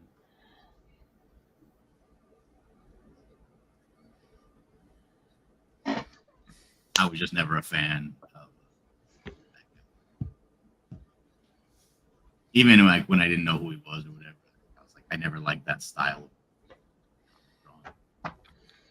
You fade in and out, John. Well, yeah, I'm already on 12 hours of drawing here. Well, I'm more so meant your audio faded in and out for a second there. I said, even though I didn't know who he was or didn't have an opinion about comic book artists, I never liked that style of art that you're talking about, George Perez. Mm-hmm. Never did it for me. It didn't tickle up.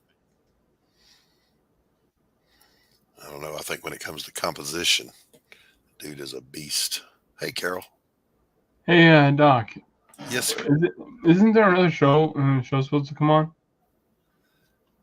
What happened? What? Is there another Isn't there show? somewhere else you're supposed to be right now? No. That's not what I'm saying. That's not what I'm saying at all. Is there another show on the Madness that's supposed to start? No. You use all the time you want, bro. All right. Wait, what?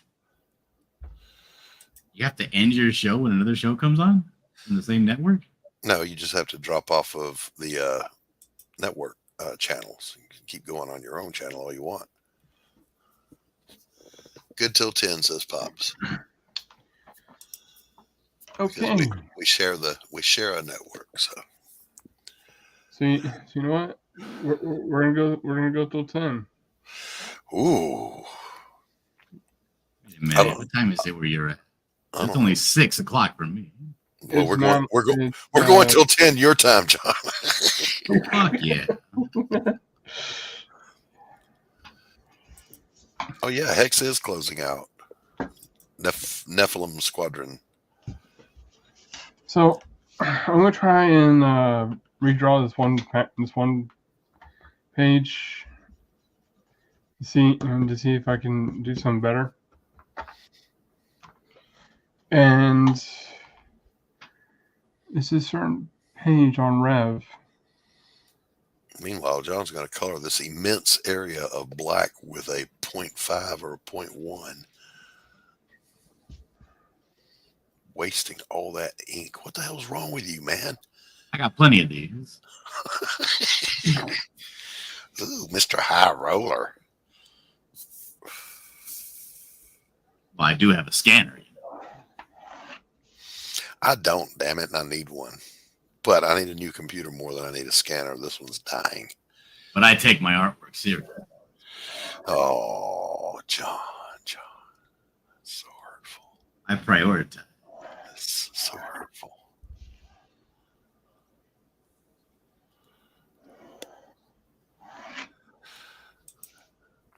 I don't know, Carol. Did you bring some with you? I mean, this is a BYOD. Bring your own drama. You want the link, Carol? You want to come in and stir some shit up? No? Then shut up.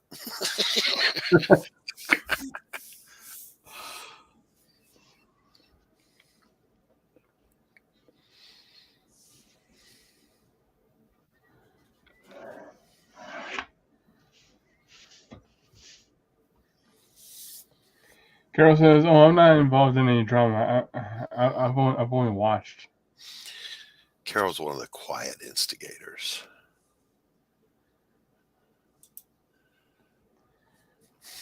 Then you stay down there in the dark and you like it.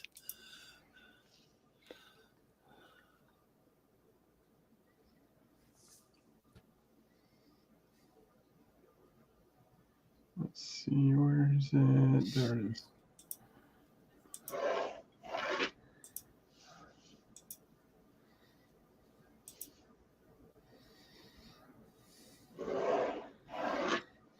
I think I did the anatomy on this wrong. I don't care. That's cool. I think you did too. You just got a dislocated shoulder going on there, buddy. That's and you might want to. Well, never mind. Far be it from me to criticize. If it's something I can change, like I can't change his shoulder distance, but if it's something I can change, I actually do take criticism. Well, I was going to say his left, your right arm, a little bit out of proportion to his right, our left. Oh, it's more forward than that one. I understand foreshortening, sir. Still, you might want to check it. No, it's not foreshortening. It's actually closer distance one. That's foreshortening. So Carol wants to know what's the next week's script battle theme, and isn't it marketing mascots? I don't know. We haven't picked it yet. And she also says that Doc tried to sell. She is a liar. collecting, but she refused. Doing stupid anime, and I only know one. Speed Racer. Sooner or later, son of a bitch, it's got to be Speed Racer. And you're right. Yeah, I got a whole one right.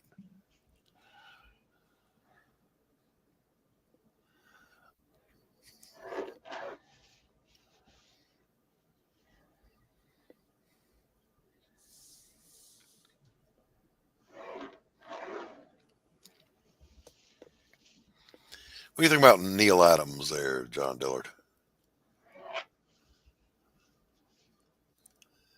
He's the Batman guy?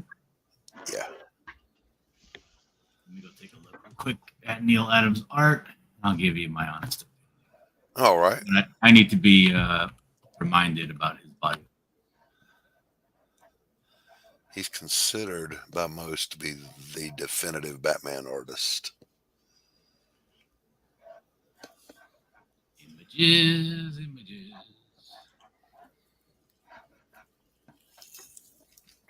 Oh yes, I like him. He's very good. Yeah, he's credited with bringing Batman back from being, the goofy trope in the '60s to the Dark Knight.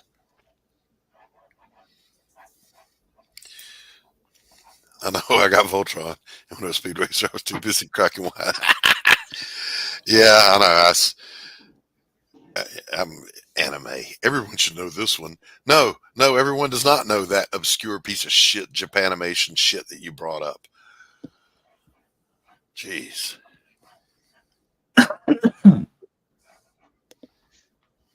He's so angry, It comes in bursts, John. It comes from being old and everything hurting. Is that what it is? It is. You'll get there soon. I don't know. Based on the way you're aging, you might get there sooner than I did.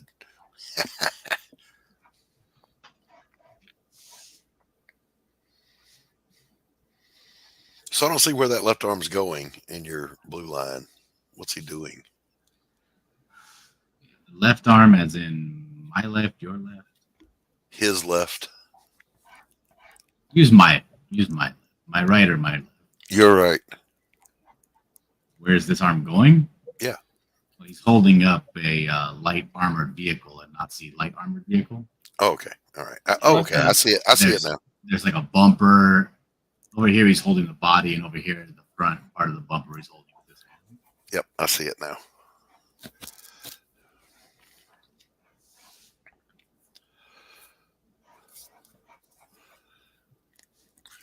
Yeah, I know, KSS. I only knew two, Voltron and Speed Racer. And damn it, man, somebody beat me to Voltron. I don't know how somebody could be so proud of their own ignorance.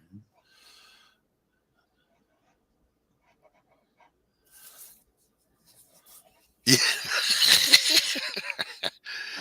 I tease Yucky that. Go ahead. Anytime he says, "Oh, this is an easy one," it means it's some obscure crap that only Yucky knows.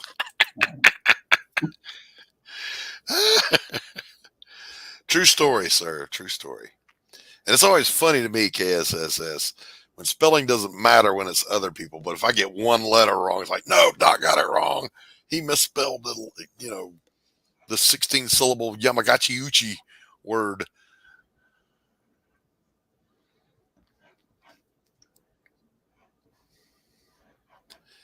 They fear me. They fear my intellect. There's one cover I need, and it's one for a concept I have that done a while ago.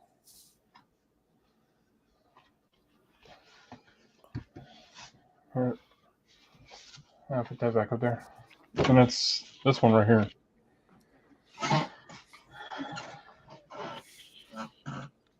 Is that what you're drawing now? No, that's not what I'm drawing now. Well, I'm redoing a page just to see if I can make it look better. Okay. All right. Yeah, this is another thing I'm working on. Well, right on. It's on the back burner, but lots of good contrast on that page. Yeah, it's set in the future, and I was trying to do more of a movie poster.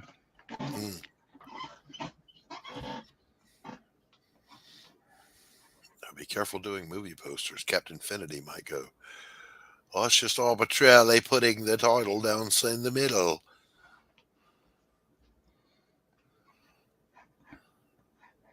Isn't it? Isn't it? Isn't it?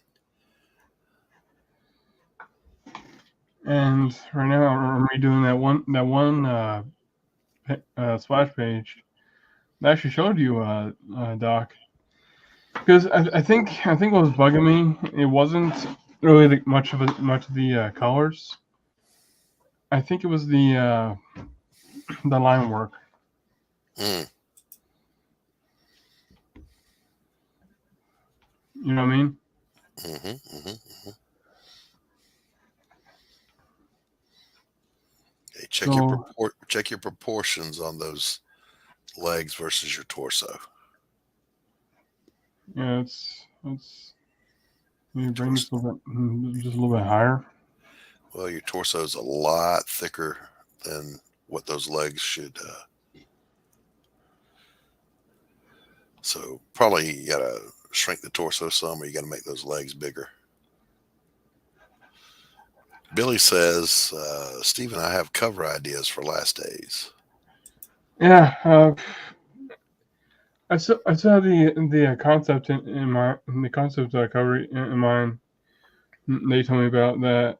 I'm still trying to figure out. But yeah, just at some point we'll get into a chat and talk about the covers. There you go. Well, gentlemen, I've reached that disturbing point of the evening where I have run out of cigarettes, and I'd just be damned. I'm not going to sit here and not smoke. So I got to go make some. If you're still going when I come back, I'll jump back in.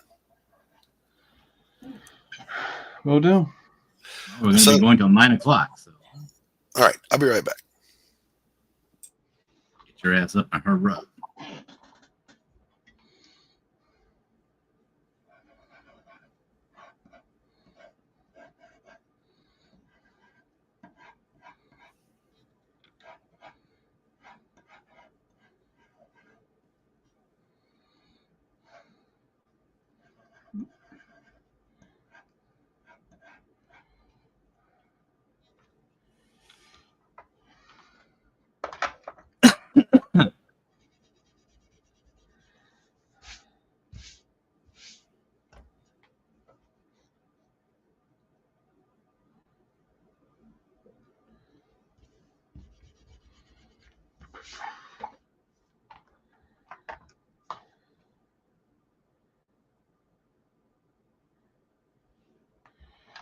Okay, so this says I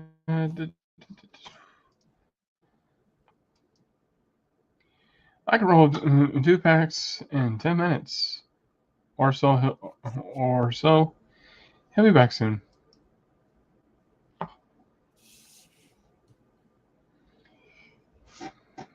That's the thing is that's the reason I stopped rolling my own cigarettes. It just took me so damn long to do them. I don't know how people can get so fast.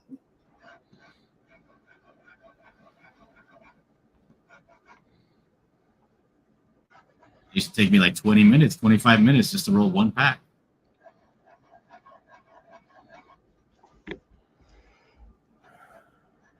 Oh, yeah?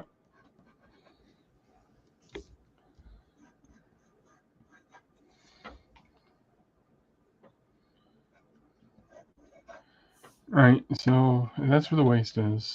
Then from the thigh to the knees, it would be right here.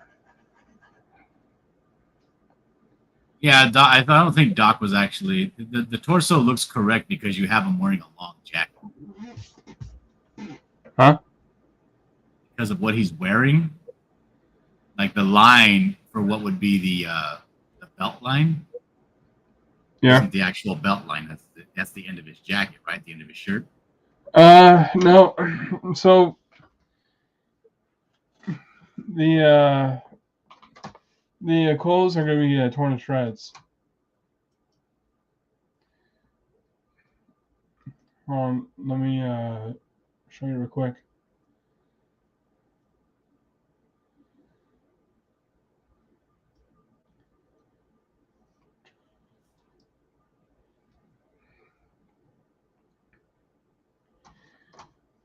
And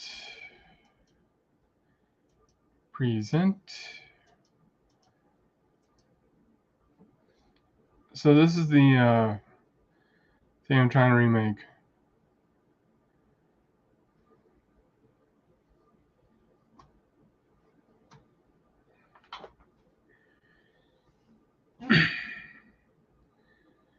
So, and what is this character? Is this character larger than a normal character? No, he's got like average size of any other human. The reason why he's blue right now is because he just his powers are on overload right now. Yeah, because his head is way bigger than hers. Yeah, that was probably a mistake. I didn't really notice that his head was probably out of proportion. And not just that, but his legs too. His legs looked shorter than what they're supposed to be. And same with the arms. It felt like that one arm was longer than the other. So I don't think, it's hard to tell. Like, that's forgivable because when you actually hold somebody, like the arm holding the legs is outstretched very far, but the arm holding underneath the torso is kind of pinched into itself. Yeah. So it's hard to tell, but yeah, I gotta see what you. So I keep looking at that and I was looking at it before it was colored, thinking I must have messed up on something, and I thought, well, maybe if I add some color, it'll look better. Not really. So I figured just redo the whole page and make it better. I like that thought. If you don't like how it turned out the first time, no, I don't. And if you can't erase it, just put it aside, try it again, see which one's better. KSS says, how many pairs of shoes do you think Bruce Banner went through? I don't know. Shoes are probably expensive. Birth or? Huh? Like from birth? I think he's talking about like whenever Bruce Banner turned to the Hulk, how many shoes did he go through?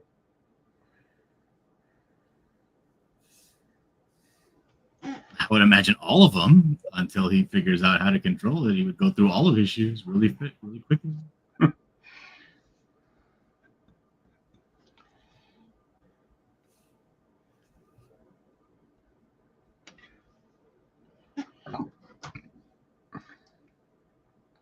That's a huh? Rhetorical question that doesn't really need an answer. Yeah. You're right, KSSS. It takes less than 5 minutes to roll a pack.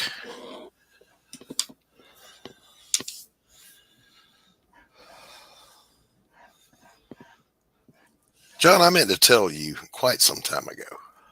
Oh, no. I meant to commend you. Some of the best work I've seen you do is the cover you did for Rex for Devil Flyer. That is a damn fine piece of work, sir. I thought so. No, what you meant to say is thank you, Doc. I'm pretty good at saying what I mean. No, you're not. See, I'm here to help you with these things. You're not. You already dropped me as a client.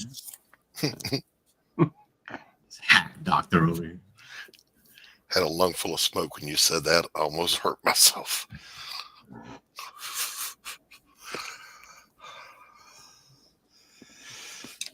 It was good work, man. I would have never in a million years looked at that costume and thought maroon and red.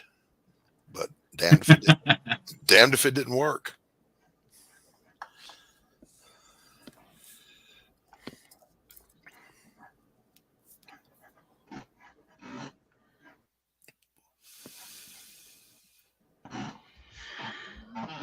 All right, I think I got it this time. Let's see. Make yourself big. All right. Oh, thanks, Doc.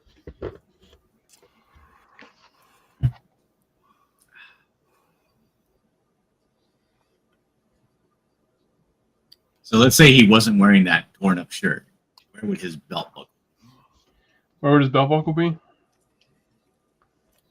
Like right here. Yeah, that looks right.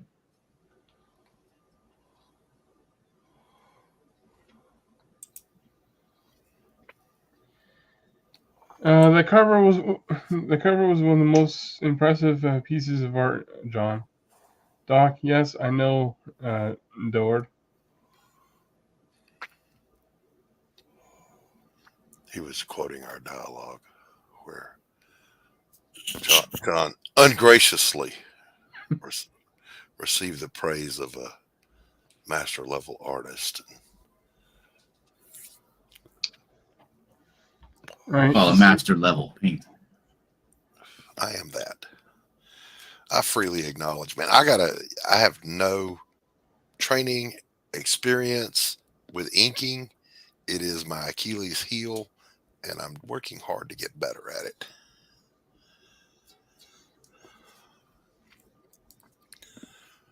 It's not something I ever had to do. When I did comics in the 90s, I always had inkers.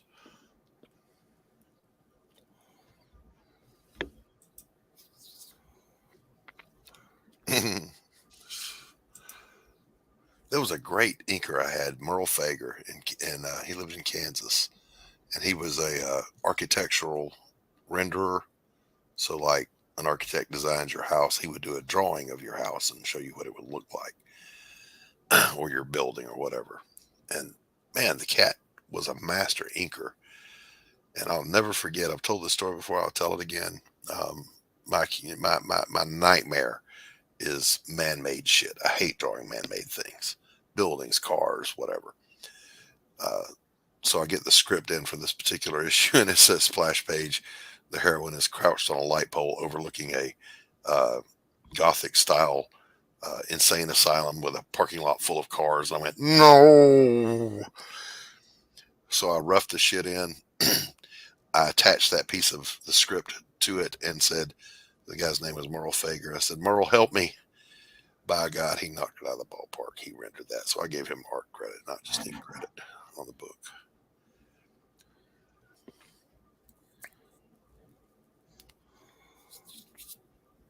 Shout out to Merle Fager. Shout out to Merle. God, I wish if I could find him now and work with him again. Dear Lord, have mercy. Had another good inker, Glenn Anderson in Florida. Glenn, if you're out there, wherever you are, with your bad self, hit me up. Let's do some work.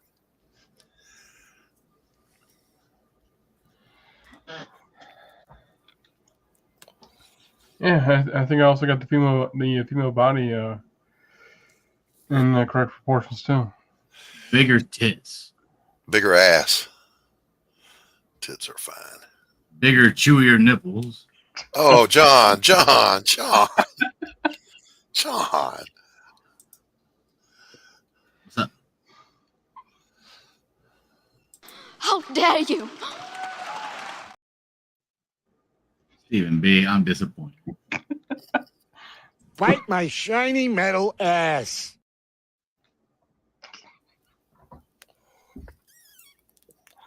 I guess he told you.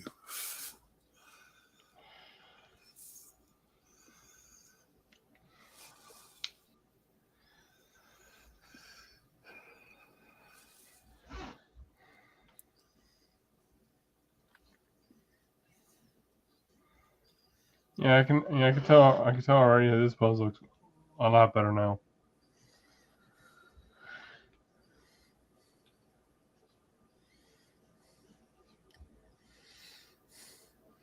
All right, where's your mirror? In the bathroom.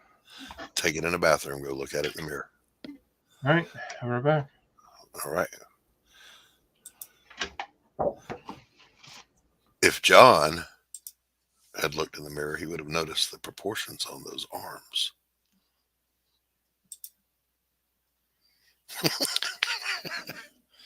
And the dislocated shoulder. But superheroes always have broken anatomy.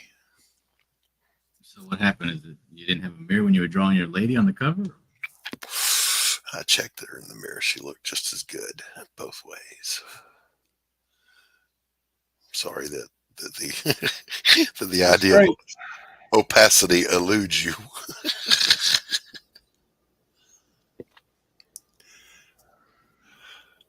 I didn't see any proportion problems in the mirror. All right.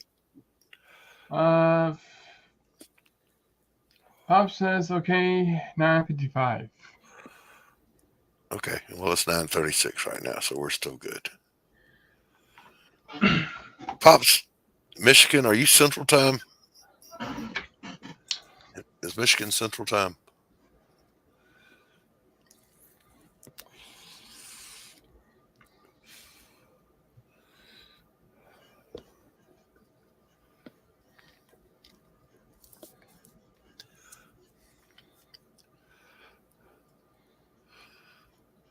No. Okay. Well, thank you for providing. Pop says no. KSS says yes. So see? People don't even know.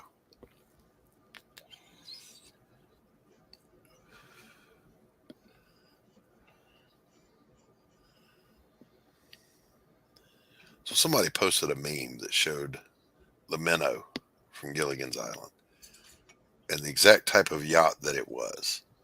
And the fact that it did not have accommodations for that many people. And that it could have only made it about 41 miles. So the whole show was just complete BS. Really? Michigan is Eastern State. Can you imagine? You mean you can't make a radio out of a coconut? You mean to tell me Gilligan's Island is not scientifically correct? You mean to tell me that there are no gorillas walking around on these islands? Yeah. And you're telling me there's no wrong way filming?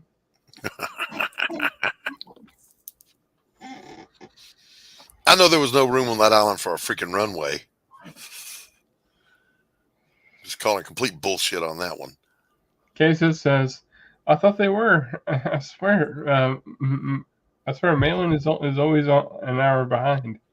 Guess I was wrong. You tell me there's no like 6-foot spiders living on island? There was a 6-foot spider on the island? You didn't see that episode where they found that 6-foot spider? Hell no. It was trying to raise a family, so they left it alone. I would have never watched it again had I seen a 6-foot spider on there. I don't believe that for a second. I was always confused about why they wanted to leave. It's a tropical freaking island. You got everything you need. You got hot babes making coconut cream pies. What the fuck, man? Why you want to leave?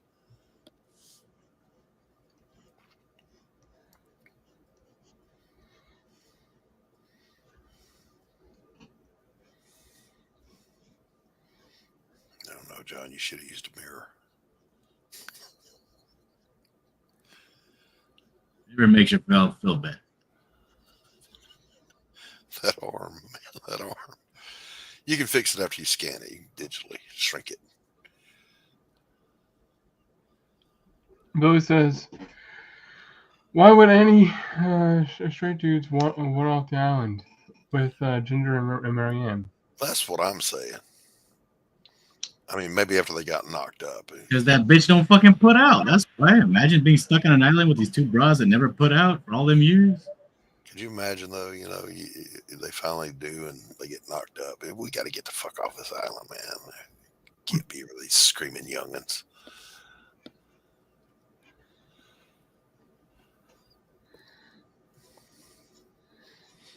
Everybody was all gaga over Ginger. I thought Marianne was much cuter.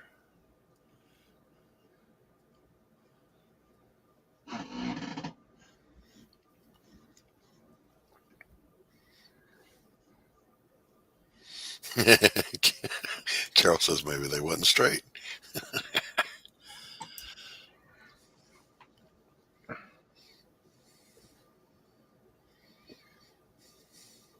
Oh. I think that foot's out of proportion now. That kind of explains Gilligan and the skipper sharing that hut for that long. Because I'm just here to tell you, man, they'd have paired up. All right, like even Mrs. Howell would have gotten tired of Thurston and, you know, said, "Hey, Professor, what's up?"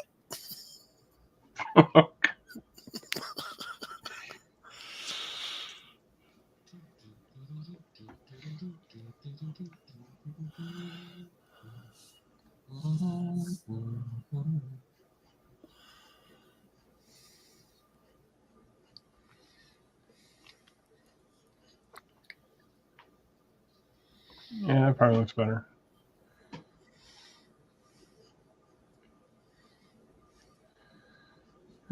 Shoes. Drawn shoes. I mean, you know, if he's all burned up, when he burned his shoes off. Yeah, but I'm first drawing them, and then I'm gonna add holes and deconstruct them. Well, what I would suggest, because of the effect I know you're going for, wouldn't bare feet work better for him to be glowing and putting a glow on the ground? Actually, yeah, that would work. All right, KSSS says, take out Thurston, hook up Miss Howell, and get off the island and be set for life. Hell yeah, see? But, you know, only a millionaire. These days, you know, all that means is you can afford macaroni and real cheese. You have to be a billionaire to be worth something now. Okay, yeah. Billionaire and his wife. So yeah, at this point, his shoes were probably burnt off because, from using his powers for the first time. Not just because of the explosion. You know, there's something I want to check out. Because one thing I don't think DC has ever mentioned has Barry Allen used his powers while he's in his normal clothes.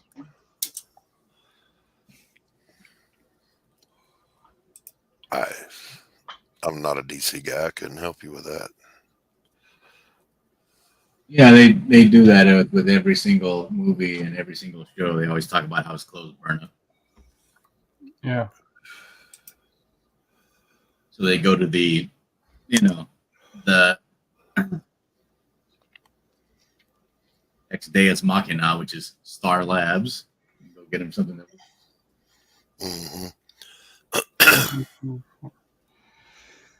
So now I got to draw toes.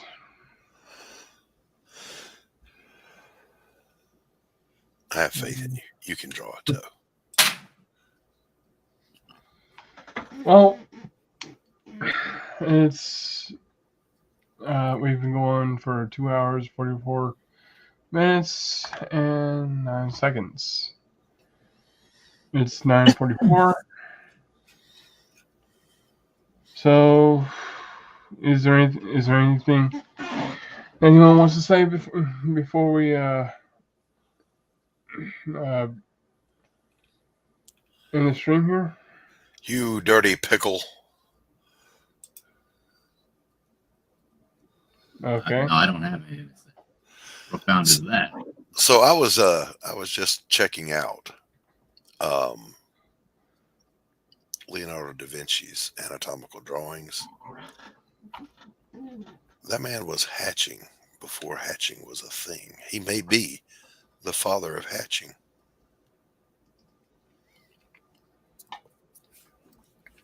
The father of hatching. Pretty sure that came from. I think it's kind of like it's intuitive. I I don't think anybody ever invented it. Well, somebody did it first. Everybody kind of did it at the same time. Somebody did it first. That's all I'm saying.